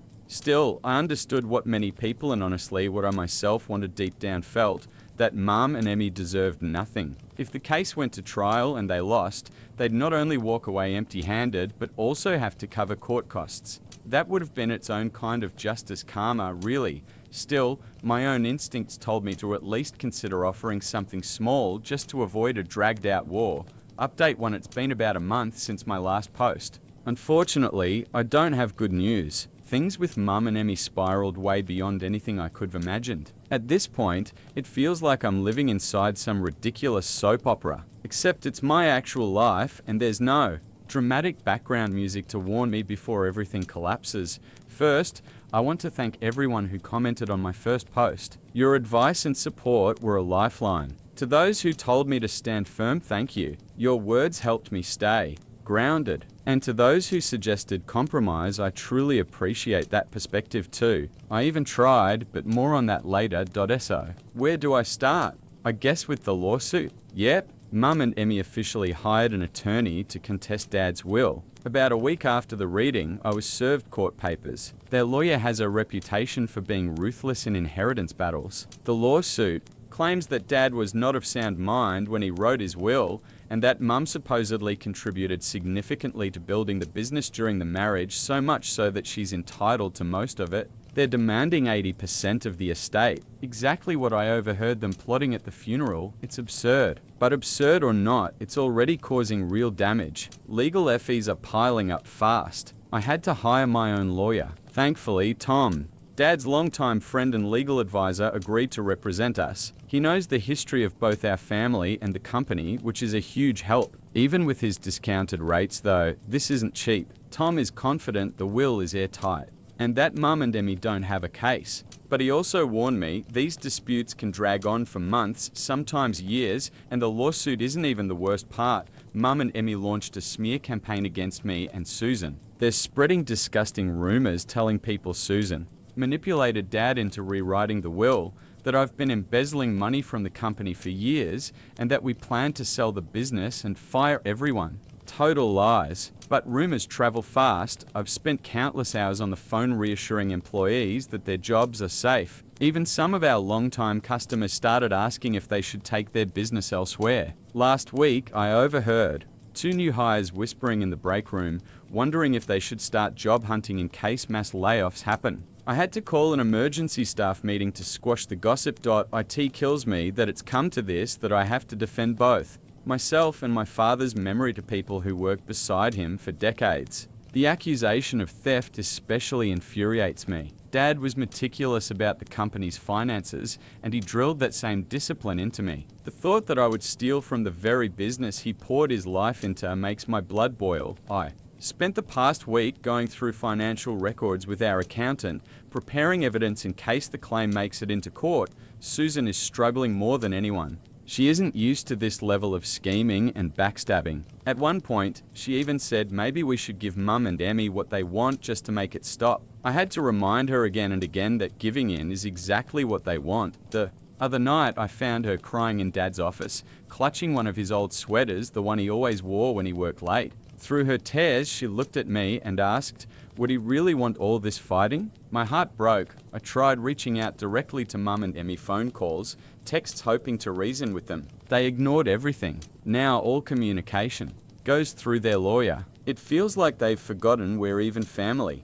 I did run into Emmy at the store last week. I thought maybe without Mum around I could get through to her. But the second she saw me, her face went cold. She accused me of turning the family against her and stealing Dad's money. I tried to remind her how they treated him after the divorce, but she just smirked and said, "You were always Dad's golden boy." Then she walked away. It was like talking to a stranger, not the sister I grew up with. Meanwhile, the rest of the family is splitting apart. Some of my aunts and uncles are furious at Mum and Emmy and fully on my side. Others think I'm being too harsh and should just give them more money for the sake of peace. My cousin Jack even yelled at me during a family dinner, saying my stubbornness is what's tearing us apart. I left early just to avoid making a scene. That dinner was supposed to be a chance for us all to come together, remember Dad, and support each other. Instead, it turned into a battlefield. My Aunt Sarah Mum's sister even threw little digs about how some people forget where they come from once they get a little money. This is my life now. A nightmare I can't wake up from. Update. #2 that dinner with the family ended in total chaos. My uncle Pietar Dad's brother fired back at my cousin Jack, saying some people never learn to value hard work. Jack started shouting, and from there everything just unraveled. Meanwhile, I've been throwing myself into the business, trying to keep it afloat no matter what. Dad built this company from the ground up, and I'll be damned if I let it fall. Apart on my watch. Thankfully, most of the employees have been amazing. Many of them have known me since I was a kid, and they keep sharing stories about Dad that helped me push through. One moment that hit me especially hard, Jim the guy dad once gave a second chance to I mentioned him before came into my office the other day carrying a stack of old photographs. They were from years of company events, picnics, Christmas parties, store openings, and in every single picture there was Dad, sleeves rolled up, working right alongside everyone else. Jim looked at me and said, "This is who your father was. This is what you're fighting for." I can't even put into words how much that meant, but the toll is real. I barely sleep. I've lost weight. Friends keep telling me I look awful. My schedule is nothing but lawyers, paperwork, and damage. Control. Sometimes I catch my reflection in the mirror and hardly recognize the exhausted, hollow-eyed man staring back. For a split second, I wonder if it's worth it. The worst part is the doubt. I keep asking myself, am I making the right choice? Would it be easier to just pay them off so this nightmare ends? But then I remember the look on Dad's face when he told me he was leaving the business to me. I can't betray that trust. I won't. Tom, our lawyer, reminds me constantly, this is a marathon, not a sprint. He says lawsuits like this can drag on for years. So I've started documenting everything, every nasty rumor, every ignored call, every attempt I've made to reach out. We're also gathering testimony from long-time employees about Dad's work ethic and how the business grew after the divorce. To counter Mum's ridiculous claims that she helped build it. At the same time, I've realized I need to fight not just in court but also in the court of public opinion. I'm planning a company-wide meeting to directly address the rumors and reassure everyone that their jobs are safe. I also intend to personally call some of our biggest clients to maintain their trust. Susan and I are even working on starting a scholarship fund in Dad's name for local kids who want to study business or electronics. We figured it's not only a way to honor his memory, but also to show the community that, like him, we believe in giving back. The response so far has been incredible. Even my old high school principal suggested we award the first scholarship at this year's graduation ceremony. It's a small light in a very dark time. As for Mum and Emmy, I've stopped trying to reason with them. If they want to communicate, it'll be through lawyers. It hurts to imagine what Dad would think, seeing his family torn apart like this. I wish I could tell you they came to their senses, that we patched things up and became one big happy family again. But that's not reality. The truth is messy, painful, and full of disappointment for those who told me in my first post to seek compromise. I want you to know I really did try. I offered them a trust fund larger than the $10,000 Dad had originally left, but nowhere near the insane 80% they demanded. They flat out rejected it. Their counteroffer, if you can even call it, that was that they dropped the lawsuit. If I gave them 70% of the inheritance and walked away from the company entirely. When Tom told me that, I almost laughed. It's so detached from reality, it made me wonder if we even live in the same world anymore. So here I am, preparing for a long, ugly legal war with my own mother and sister. Definitely not what I expected when we buried Dad just months ago. But this is the path, and I'm walking it.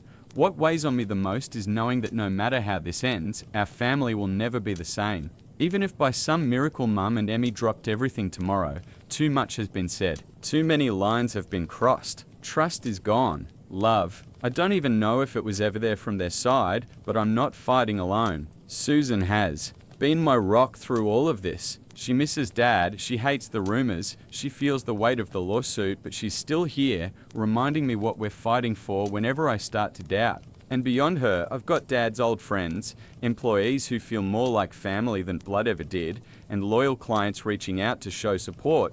Maybe that's what Dad was trying to teach me all along, that family isn't just blood. Family is the people who stand beside you, share your values, and help you be the best version of yourself. I'll write another update when I have news. In the meantime, if anyone has advice on surviving baseless lawsuits or pushing back against smear campaigns, I'm all ears. And thank you again truly for all the support. It means more than you know. Hopefully, the next update will bring better news. Final update, what a year it's been. I kept putting off writing this last update partly because life stayed hectic, but mostly because I wanted to be absolutely sure everything was over before sharing it with you. Now it is, and I promised to keep you in the loop. So here we go. Let's start with the lawsuit. After months of legal battles and mountains of paperwork, we finally had our day in court. It was exhausting beyond words. Mum and Emmy's lawyer pulled out every trick he had, painting Mum as the long-suffering wife who sacrificed everything for Dad's business only to be cruelly cast aside. He even brought in so-called experts to testify about the emotional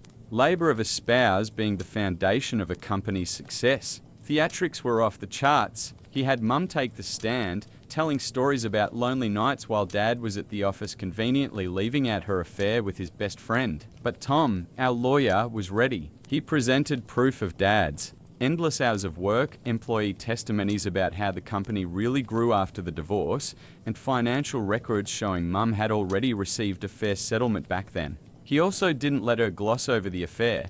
One of the most powerful moments came from Jim, the same employee Dad gave a second chance to. He told the court how Dad believed in him when no one else would, and how he watched firsthand as Dad's determination built the business. By the time he finished, there wasn't a dry eye in the room except for Mum and Emmy, who sat stone-faced, like they'd swallowed something bitter, but the knockout blow came from something completely unexpected. Remember how Emmy had snooped around Dad's office after the funeral? Turns out she did find something Dad's old journal from the divorce years. They thought it would strengthen their case, maybe show Dad's state of mind. Instead, it destroyed them. When Tom got it during discovery, it told a very different story. Pages about sleepless nights, juggling payroll, taking out a second mortgage on the house to keep the company alive. Notes about Mum's indifference to the business, her reckless spending, and yes, her affair. I'll never forget one entry Tom read aloud. Dad wrote about a night when everything was on the brink of collapse. He came home desperate to talk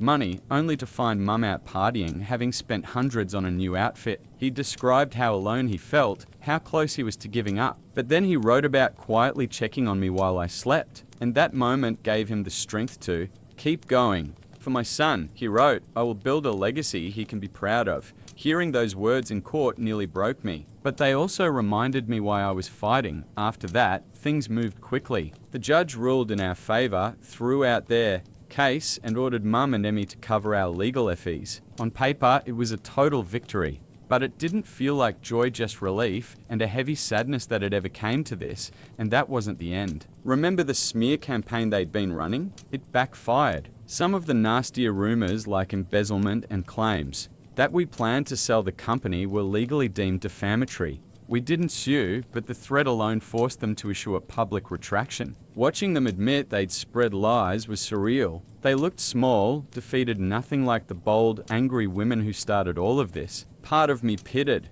them, but mostly I was angry for everything they'd put us through. The fallout was massive. Relatives who once doubted me or even sided with them turned away once the truth came out. The business, though shaken at first by the negativity, ultimately grew stronger. Employees and clients saw our transparency, our willingness to stand and fight, and it built trust instead of eroding it. We held a company-wide meeting afterward, where I laid everything out honestly and shared our plans moving forward. I was nervous people had lost faith, but when I looked around, all I saw were supportive faces and the scholarship fund we set up in Dad's name. It's already changed lives. We've helped a dozen local kids chase their college dreams. At the first ceremony, handing out those scholarships and telling Dad's story about his belief in hard work and giving back felt like the perfect way to honor him. On a personal level, this whole ordeal has changed me. I've learned how quickly people can turn against you, but I've also learned who truly stands by your side. I found family in Susan, in our loyal employees, in the friends who never wavered even in all of you, who listened, advised, and Sent words of encouragement when I needed them most. As for Mum and Emmy, I haven't spoken to them since the verdict. Maybe I never will. That's a wound time alone won't fix. So here it is, the final chapter. Thank you for following me through this storm. Your support meant more than I can ever say. It's time to close this book and focus on building the future Dad dreamed about. This will be my last update. My wife and her best friend accused me of cheating and lost their minds when they found out I wasn't. I'm 31. My wife is 29. Last year, we had a baby. The birth was traumatic, and my wife developed postpartum depression. Originally, she planned to return to work after giving birth, but the challenges were so intense that we decided to wait until our daughter turned 1 and then reassess the situation. She attends weekly appointments with a psychiatrist. Since my wife stayed home full-time, I had to work more. We discussed this in advance before making the decision. A few weeks ago, my boss offered me a project that required a lot of overtime. It was a fantastic opportunity to earn extra money and advance my career. I talked it over with my wife, and she agreed that I should take it. For 4 weeks while I worked on the project, my mother-in-law and my wife's best friend, Jessie, helped with some of the responsibilities I usually handled. Jessie is a stay-at-home mum with a 4-year-old and a 2-year-old. She started coming over during the day to watch the kids alongside my wife. 3 weeks into the project, it became clear we'd need a few more weeks to finish. That evening, I came home and spoke to my wife about it. She said it was fine. Over the next few days, however, she became very cold. I didn't think much of it, as her mood swings over the past few months weren't unusual, and I tried not to take it personally. During the last week of the project, I came home one evening and saw Jessie still at our house. I greeted her and my wife then went to check on our daughter. Before I reached her room, I overheard Jessie say something like, "He doesn't even stop to say hi to you, that's definitely a sign." I turned around and asked what she meant. My wife immediately started crying while Jessie accused me of cheating. Jessie said I must hate my wife because of her postpartum depression and that she wasn't attractive to me anymore since gaining weight after pregnancy. None of this was true. I've been doing my best to support my wife through her depression and take care of our family, and I think she looks beautiful as she is. She simply wasn't in the mood for intimacy, and I didn't pressure her. Then Jessie demanded to see my phone. I said no. She claimed that was proof I was guilty. I told my wife she could check my phone if she wanted. She nodded. Something inside me broke. It hurt that she believed I was having an affair and that she didn't trust me after everything we'd been through. She looked through my phone. There was nothing incriminating. Jessie then accused me of deleting evidence and started shouting, waking our daughter. I told her to leave the house. Eventually, she left and I went to calm our daughter while my wife sat on the couch crying. Once our daughter was asleep again, I sat next to my wife and tried talking to her. She admitted she'd been worried ever since I started working overtime. I reminded her we had discussed the project beforehand and she had agreed I should take it. She said it was suspicious that the project timeline had been extended. I explained that sometimes these things happen and showed her messages, emails, and payroll records proving the overtime. She apologized for doubting me and said she trusted me again. It was just that Jessie kept telling her these things were signs. I asked my wife why she trusted Jessie more than me and why she didn't come to me first with her concerns. She had no answer. A couple of weeks later, the project ended. I've reduced my workload a bit to spend more time with my wife and daughter, but I feel completely drained trying to accommodate her and anxious, because deep down I know she doesn't fully trust me. I wonder what will happen next time I take on a project or have a work assignment, or if I go on a business trip. Will this cycle of accusations happen again?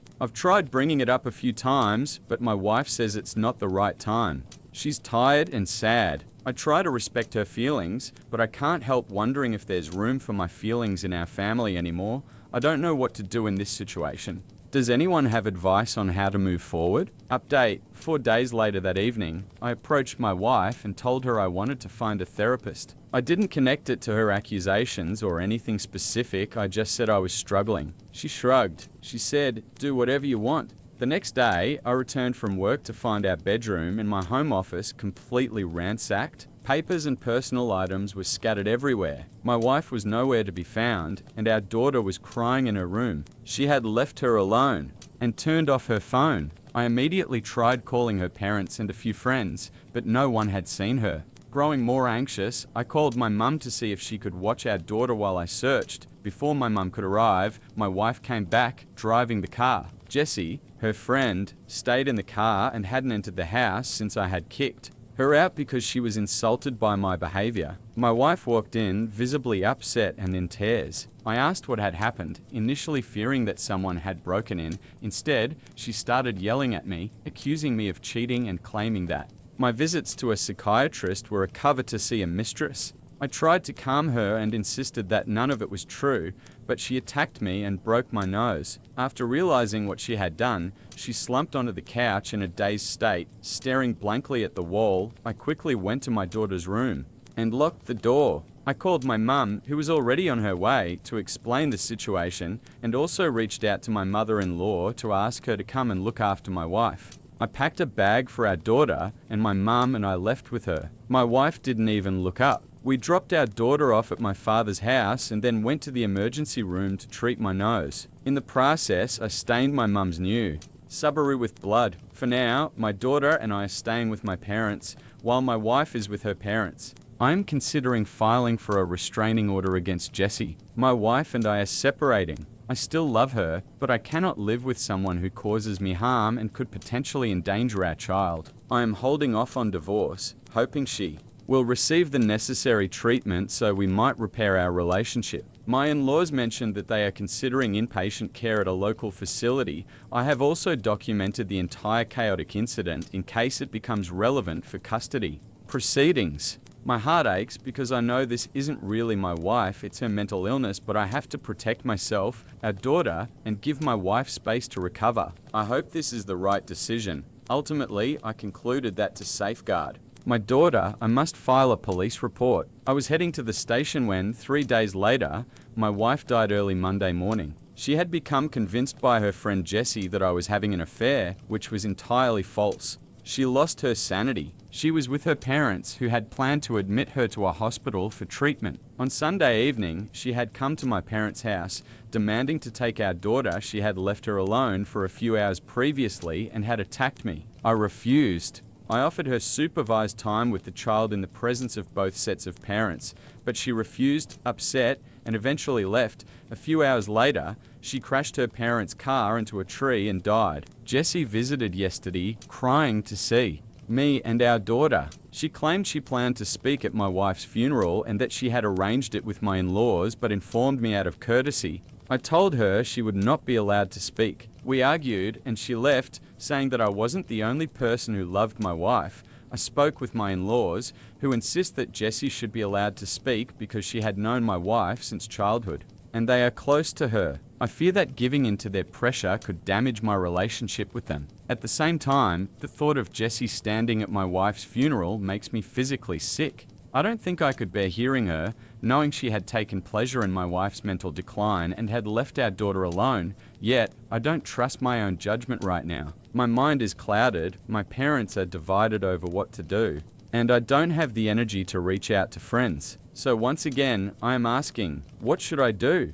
My grandma gave me a penthouse for my birthday, but my mum tried to take it away to please her new husbandi everyone. 3 days ago I turned 15 and my grandma gave me the most unbelievable gift. She signed over the deed to her penthouse apartment to me. She doesn't even live there full time. She has a house in the suburbs and only stays in the penthouse when she comes into the city. I was over the moon. It felt like, for the first time in a long while, something good was happening in my life, because honestly, this last year has been absolute hell. It started when my dad walked out. He'd always been a complete workaholic, barely around, but the divorce still blindsided me. My mum never even told me directly. One day, I just noticed he was gone. Later, I found out he had already filed for divorce almost a year before. By the time I realized what was happening, it was basically over.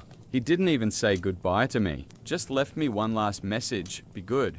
That was it. I haven't seen him since. When the divorce finalized, Mum got the house and full custody of me and my little brother. Dad technically had visitation rights, but he never used them. He just vanished from my life. Then, about 2 months ago, Mum dropped another bomb. She'd been dating someone, let's call him Robert, for a few months, and now they were engaged. I barely had time to processed that she was even seeing someone before she announced he'd be my stepdad. It felt rushed, forced, and honestly pretty desperate. How do you even know someone well enough in 5 months to marry them? When I finally met him, he seemed distant and cold with me. With my 4-year-old brother though, completely different. Playful, warm, like he was auditioning for best stepdad ever. At first, I brushed it off as him just being more comfortable with little kids. But a couple of weeks later, Mum sat me down and told me the real reason behind their whirlwind. Engagement. Robert had been offered a new job in another state. They were moving, and here's the kicker, they planned to take my little brother, but leave me behind. With my grandma, when I asked why, Mum basically admitted it was Robert's idea. He wanted my brother because he was still young enough to bond with, but me? At 15, I was too old to ever become his real daughter. Plus, apparently, I'd upset him when I said 5 months wasn't long enough to know someone before marrying them. He decided I was stuck in the past and would never accept him, and my mum agreed. She told me I'd be better off staying with grandma. That it would be easier. I can't describe the pain I felt in that moment. My dad had already abandoned me, and now my mum was essentially choosing her new husband over me.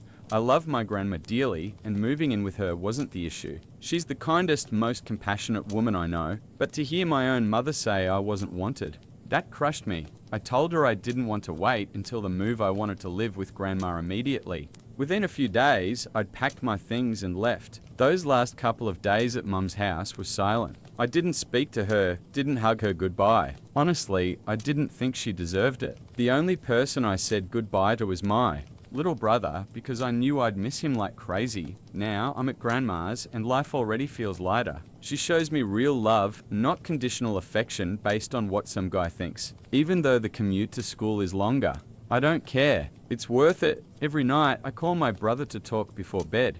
It hurts that I can only reach him through Mum, but I do it anyway for him. For the first time in months, I feel like I might actually be okay. I don't really talk to my mum anymore. We only speak when it's absolutely necessary. 3 days ago, I had my birthday, but honestly, it wasn't me who organized anything. My grandma secretly put everything together. She found a couple of my close school friends through my Facebook, invited them along with some relatives, and surprised me with a little party at her house. I hadn't expected anything, so it lifted my spirits a bit, especially after how down I'd been ever since Mum sent me to live with grandma.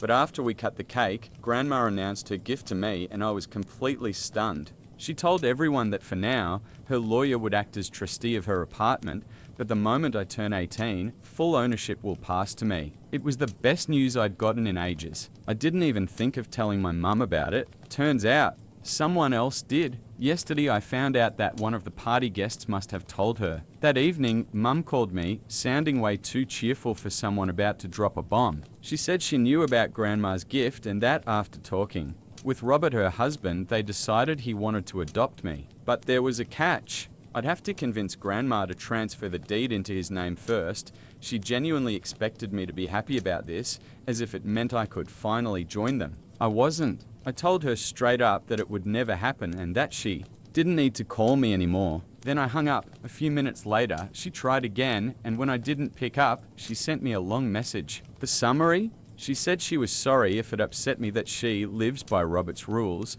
but I needed to understand that after her divorce, he was the only one who truly supported her emotionally and financially. She claimed Dad wasn't generous, that the divorce settlement and child support were laughable, and that she was lucky he at least left her the house. She admitted Robert wasn't nice to me, but excused it by saying his past relationships failed because of kids from earlier marriages. So I should be understanding. She also said she never abandoned me because she left me with grandma, who she knew would take good care of me, and that now she'd arranged everything so I could finally come live with them. She ended the message with, "I know you're upset, but I know you love me and I love you. Just text back, I love you." At first, a small part of me felt bad reading it, but the ending made me furious. She wanted me to bend to Robert's demands just like she does. It was selfish, weak, and pathetic. Honestly, it felt like she had completely lost herself. Half an hour later, I texted back that I will never do what Robert wants, and if she wanted to leave with him, she should just leave me here with grandma like she planned in the first place. I didn't feel like I had anything else to say because her behavior had disappointed me so much. When I told Grandma about it, she was firm. She would never, under any circumstances, sign the deed over to Robert. She barely knows him, doesn't trust him, and believes he'd sell the place right away, leaving me with nothing. Honestly, she's probably right, and I'm glad I stood my ground, but Mum wasn't ready to take no for an answer. This morning, while I was at school, she showed up at Grandma's with my little brother. When I got home, Grandma told me Mum had come to talk face to face about the offer I supposedly ignored. I made it clear I hadn't ignored anything. I had already replied and made myself very clear. This is not happening. I want her to stick to her original plan because I'm not about to convince Grandma to sign over her property to Robert. We don't trust him, and I made that perfectly clear. So I honestly don't get why she keeps pretending not to understand. I was harsh and answered in a sharp tone, but can you really blame me? That's when Mum started crying, saying she just wanted to make everyone happy, but no matter what she does, it never works out. I was furious watching her sit in the living room sobbing, because in reality, I'm the one who should have been crying. I'm the one both of my parents walked away from. I told her to stop and said she had twisted everything. She wasn't trying to make everyone happy, she was just trying to make herself happy and expected everyone else to bend over backwards for that. Maybe others were willing to go along with it, but not me. I have my own life, and I wasn't going to ruin it chasing after her and making sure she's okay. That stunned her, and not long after, she left. Later, I realized she had blocked me, and now I feel guilty about what I said. So here's my question. Was I wrong for calling my Mum selfish and telling her she only cares about her own happiness? Update 1. Hi everyone. First of all, thank you to everyone who commented on my first post. Reading your replies really opened my eyes. You all pointed out things I hadn't even considered before. For example, it had never crossed my mind that my mum's relationship with Robert might have started before the divorce. Maybe she only admitted to it after the fact because it was easier that way. No one would suspect a thing once the divorce papers were signed. Honestly, I never even allowed myself to think my mum could cheat, but now, I'm not so sure. Either way, it doesn't matter anymore because she made it clear she doesn't want much to do with me. What really hurts is that I can't see or talk to my younger brother, and I miss him so much. We've always been close, and it breaks my heart that some of you might actually be right that Robert could be his real dad.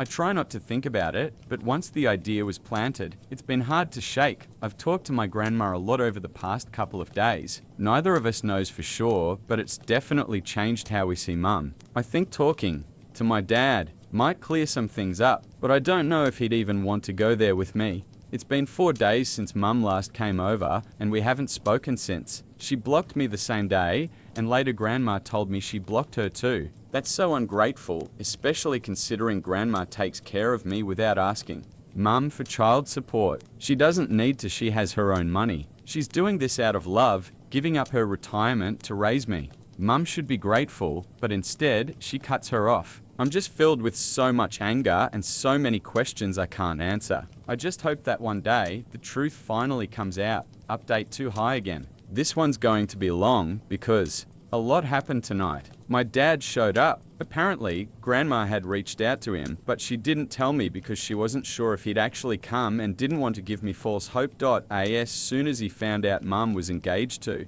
Robert, he decided to come. And when he arrived, he hugged me and said he was sorry. Honestly, that alone shocked me. Then he sat me and Grandma down and told us everything. He admitted that he and Mum had been falling out of love for a long time, but they stayed together for me. Neither of them wanted to break the family. Then, about 3 years ago, he started an affair with a co-worker. He said he wanted to confess, but never had the courage. Eventually, Mum found out about it about a year ago, and that's when she filed for divorce. Here's the kicker. Mum told him she'd keep it a secret as long as he stayed away from us. She gave him a whole list of conditions. He had to give her the house outright. She got full custody of me and my brother, though technically he still had visitation rights, but he could only see us if she allowed it. On top of that, she demanded huge child support payments and a large share of the marital property. And he agreed to all of it. The only thing he asked in return was that she never expose his affair to me, because he didn't want me to see him. As a chitter and hate him forever. So far, Mum had kept that secret, but the price was that I had no relationship with him. He also apologized for always being a workaholic, saying he never spent enough time with me or built a real bond, but he added that it wasn't only his fault Mum always wanted more, and to keep up with the lifestyle she demanded, he had to work himself into the ground. He admitted that wasn't an excuse, but he wanted me to understand that the blame wasn't just on him. I guess I get that, but it's still a lot to process. Then he explained why he had broken his promise to her and showed up anyway. In the message my grandma left him, she had mentioned Robert and asked if Dad knew him. That's what made him rush over immediately. Not only did he know Robert, he knew exactly what kind of man Robert was, and he wanted to warn us. Turns out, my parents and Robert were all part of the same college group. Mum and Dad were already dating back then, but Robert had always been into her. Right before graduation, when they all went out drinking, Robert confessed his feelings. Mum rejected him since she was with Dad, but she only told Dad about it 2 weeks later, admitting she was confused about her feelings. That led to them taking a break for nearly 2 months. During that time, she even went on a couple of dates, including with Robert. It didn't last, and eventually she got back with Dad. When they reconciled, Dad asked her not to keep contact with Robert because it bothered him. At first, she agreed, but later that same year, he found out she had still been talking to him. It turned into a huge fight, almost breaking them up. Not long after, Robert actually showed up at Dad's place, and they ended up in a physical fight because Robert thought it would somehow impress Mum. Instead, it disgusted her especially, since she'd already made it clear she only wanted to be friends. After that, she cut him off completely. According to Dad, Robert was always unstable and a pretty awful person. After college, he left town, and no one heard from him for years. Dad suspects Mum and Robert reconnected a couple of years ago, since she once mentioned hearing he had moved back. He's not sure when they actually started seeing each other again, but the fact that they're engaged now basically proves she cheated too, which means all the divorce conditions she had forced on him technically lose their weight. Dad said he plans to confront her directly, but before doing so, he wanted me to meet with her myself and hear her side. He promised he'd wait and then act after I had my talk with her. Honestly, my head is spinning. I don't know who to believe. Neither of my parents has treated me well, and this whole situation is just one giant mess. Update 3, I finally talked to Mum. I didn't mention that I had already seen Dad, I just wanted to hear her version without her getting defensive. Since she had blocked me, the only option was to show up unannounced. Dad had come over 3 days ago, and yesterday I finally gathered the courage to face her. She looked shocked when she opened the door, but she did let me in. Luckily, Robert wasn't home, so we could talk privately. I started by apologizing, though honestly it was just to break the ice so she'd actually open up. I told her I was struggling to accept Robert so quickly after the divorce, and that's why I'd been acting the way I did. Then I got to the point.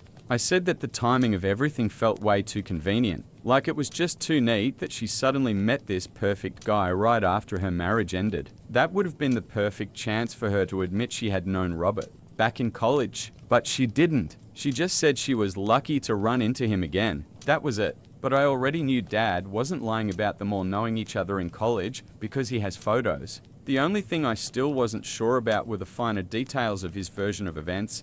The moment Mum flat out lied to my face about never knowing Robert before, I realized who I should believe. But then she made it even worse for herself. She admitted she had no intention of ever telling me the truth, and the real reason she rushed into an engagement and moving in with Robert was because she wanted to erase everything connected to my dad, to wipe him completely out of her life, and then she went further. She told me about his affair, the very secret Dad had sacrificed everything to keep from me, the one she promised never to reveal. That was the breaking point. I didn't see any reason to keep talking. I just told her we'd see each other again sometime, and I left. As soon as I walked out of the house, I called my dad and told him he could do whatever he needed to do now, because I finally knew the truth. He hadn't lied to me. Mum had. So now she'd finally face the consequences. I'm not saying my dad suddenly became a saint or that all his mistakes are forgiven, but compared to my mum, he's not nearly as awful.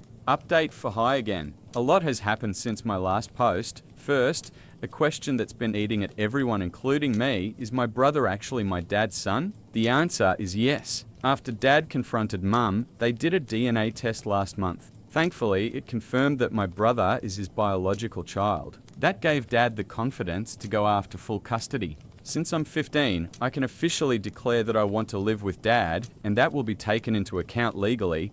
That being said, I'm still living with my grandma for now. Even though Dad is trying hard to make things right, there's still a lot between us we need to work through. I feel safest here with Grandma, and I'm not ready to move back in with him yet. Mum, of course, was furious when she realized my visit had been all about finding out the truth about her and Robert. She unblocked me once just to curse me out, then immediately blocked me again. We haven't spoken since .as for Robert. He dumped Mum almost as fast as he got engaged to her. Turns out, the whole time he was stringing her along, he lied about having a job offer. His actual plan was to try to worm his way into his uncle's failing business and live off my mum's money. That's also why he was pushing her to convince me to sign over the apartment Grandma had gifted me. They'd been together for 2 years, and all along he was just playing her .so. Now Mum's been scammed, dumped, and humiliated. Instead of admitting her mistakes, she goes around whining to her friends about Robert, not realizing they all laugh behind her back. That's actually how Dad found out the truth. Her friends spilled it, and honestly, I'm grateful. Grateful that Mum chose to push me out of her life the moment Robert told her to. It hurt at first, but now I see it was a blessing. So here we are. Dad and I have agreed to try to rebuild our relationship. He's promised to do better and be the kind of father I needed all along. And once he gets full or at least joint custody of my brother, we'll try to piece together some version of a family again. I don't know if we'll ever be a normal family, whatever that even means anymore, but maybe we can at least be a happy one. And for now, that's enough for me. I let my sister-in-law throw her baby shower at my house, but then she tried to kick me out of my own home during the party just to impress one of her wealthy friends. I told her husband what happened, and that ended up leading to their divorce. Now she's raising the baby alone. I'm 32, married for 3 years. My husband 35, and I have been together for 5 years, but he's currently working out of town, so we're basically in a long-distance situation. He comes home every other weekend. We recently bought a beautiful new house right next to my parents' place, so it's convenient for all of us. It's pretty big for just me, but I love the space. At our housewarming, everyone complimented it, especially my sister-in-law, Carrie 32. She couldn't stop gushing about it. Carrie and I aren't super close, but we've always gotten along. A couple weeks ago, she asked if she could have her baby shower at my house. I agreed without hesitation. She was pregnant. I didn't want to be rude, and honestly, I thought it might be nice to socialize a bit since I spend a lot of time alone. She said she didn't want to waste money renting a venue when I had such a perfect home for it. Her own house is fine, but smaller and not as impressive. I took her compliments at face value and agreed. For 2 weeks, she came over almost every day to plan things. I even took a day off work to help her. I work in finance, definitely not in event planning, but she kept treating me like her personal party coordinator. Still, I didn't mind because I thought this would bring us closer. I was wrong. On the day of the shower, I spent hours helping the decorator set everything up. Carrie arrived early, thanked me, acted totally normal. Then, 15 minutes before guests were supposed to arrive, she looked at me and asked, "So, where are you planning to spend the next couple of hours?" I was stunned. At first, I thought she was joking. I mean, it's my house. I was dressed for the event, had bought her a gift, and had been involved in planning everything. I asked if she was serious, and she calmly explained that I wasn't on the guest list.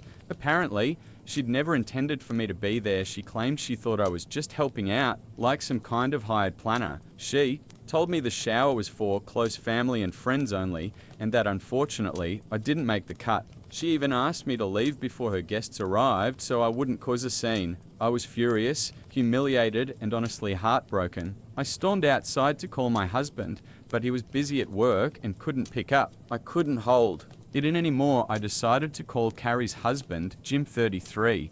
I don't know him well. He's quiet and reserved, but I told him everything. How I'd let her use my house, helped plan the whole thing, and then how she tried to kick me out of my own home for her little exclusive party. He was silent for a long time after listening. I apologized for dumping all this on him, but I couldn't keep it in. I was so hurt. Jim finally said, very calmly, that I had nothing to apologize for and that under no circumstances should I be leaving my own house. It would have been ridiculous for me to leave. And Jim told me he was on his way over. He didn't want things to escalate between Carrie and me, and he didn't want her getting worked up while pregnant. That sounded reasonable, so I waited. 15 minutes later, before any of her guests arrived, Jim showed up. Carrie looked like she'd seen a ghost when he walked in. As soon as I heard the doorbell, I went back inside. We all stood in the living room, and Jim calmly but firmly told me I was absolutely welcome to stay for the shower. This was my house after all. Carrie tried to argue, but he gave her a sharp look and she went silent. She spent the whole evening glaring at me like she wanted me to vanish. I kept my cool and carried myself with dignity, but I quietly decided right then I was done with her. I even thought about cancelling the whole event out of spite, but I'd put too much time and effort into helping set it up. So I endured the evening and promised myself I'd never deal with Carrie again. After the shower ended, Jim apologized again for her behavior. Carrie didn't even look at me. He actually apologized for that too, saying she had no right to treat me that way. She was clearly bitter and thought I had forced myself into her special day, which was honestly insulting given it was happening under my own roof. Later that night, I told my husband everything. He was furious and wanted to call his sister immediately, but I asked him not to, at least not that night. I just wanted peace, but peace didn't last. The very next morning, my in-laws called me, fuming. Apparently, when Carrie and Jim got home, they had a huge blowout fight because Jim knew what she'd done to me. Now Jim had packed up and said he was done. He stopped speaking to Carrie entirely and even cut off communication with my in-laws. That shocked everyone, since Jim had always been close to her family. Their parents had even been old family friends. But suddenly, his side of the family blocked Carrie's parents everywhere: social media, phone, everything. And yet, somehow, this was all my fault. According to Carrie and my in-laws, if I had just kept quiet and gone along with her plan, none of this would have happened. They actually blamed me for ruining her marriage. I couldn't believe what I was hearing. Carrie humiliated me in my own house, and I was the one being painted as the villain. I lost it. I told them straight up, I am not taking the blame for any of this. Carrie behaved horribly. I generously allowed her to host an event at my home for free, and in return, she tried to humiliate me by kicking me out of my own house, all because she didn't think I was close enough family. Excuse me, I'm literally her brother's wife. I reminded them that if my husband had been home, Carrie never would have dared to treat me that way. And I don't regret telling Jim the truth. He was the only reasonable adult in this mess. If he decided enough was enough and chose to walk away from his marriage, I trust his judgment. That's his choice, and it's not on me. But my in-laws won't stop harassing me. They keep saying I've ruined a family and that Carrie's baby will grow up without a father because of me. Honestly, that's just emotional blackmail. I'm close to blocking them completely. But the only reason I haven't is because sometimes their words do get in my head. They make me doubt myself, even though I know deep down I didn't do anything wrong. My husband, thankfully, is fully on my side. He told me I did nothing wrong, and he'll be the one to explain to his parents that Carrie caused this, not me. He says they should be supporting her instead of attacking me. But I'm just exhausted. I don't feel guilty at all, but they won't leave me alone, and all I want is for this drama to finally be over. Honestly, I still don't even understand why it mattered so much to Carrie that I wasn't at her baby shower. It never made sense to me. So, was I really wrong for telling her husband the truth about how badly she treated me? You can make up your own minds, but personally, I think I did the right thing. I don't see any reason why I should be the scapegoat here. Yes, it's tragic if their baby ends up growing up without a father, but if they couldn't fix their marriage anyway, that outcome was inevitable sooner or later. And let's be real, Carrie had zero interest in resolving things. If she had been willing to apologize, maybe there would have been a chance to work things out. Instead, she doubled down and pushed all the blame on me. That's just insane. Update 1 high again. It's been almost a week since the baby shower, and Carrie and Jim are officially getting divorced. This isn't speculation, Jim already announced it on his socials. I didn't think things would unravel this quickly, but apparently he's already filed and the process has started. He moved back in with his parents, and they've been living apart ever since. I wasn't sure if I should even reach out because I honestly felt guilty. But after talking with my husband, we agreed that someone from the family should at least check in, especially since Jim hadn't blocked us. Clearly, he left that door open for a reason. So I sent him a message just saying I was sorry that things had turned out this way. Not an apology for causing it, more like expressing sympathy. He actually reassured me, told me not to blame myself because their marriage had been hanging by a thread for a long time. After that, I asked him directly, why did Carrie hate the idea of me being there so much? Because they're only close relatives, excuse never added up. She'd invited plenty of people who weren't even family, people I knew she wasn't close with. So what was the real reason? Well, he told me. And wow, the truth was, Carrie had been desperate to impress one particular guest, an old school friend of hers who'd married into a very wealthy family. Carrie has been planning to start a business after the baby, and she was hoping this woman's wealthy husband might invest in it. Her entire baby shower plan was basically a performance for this one guest, and here's the kicker, she wanted to pretend my house was hers. That's why she didn't want me around. She thought she could host the event, claim the house was hers, and put on this illusion of being more successful than she really is. Obviously, she couldn't pull that off with me standing right there.as. It turned out that important friend didn't even show up because she got sick that day. But the fact remains Carrie was perfectly willing to lie, humiliate me, and use me just to keep up appearances. When Jim found out, he confronted her at home. She admitted it openly, like it was no big deal to fake an entire lifestyle just to impress someone from high school. Jim told her straight up she owed me an apology for treating me like trash after I'd been generous enough to host. She flat out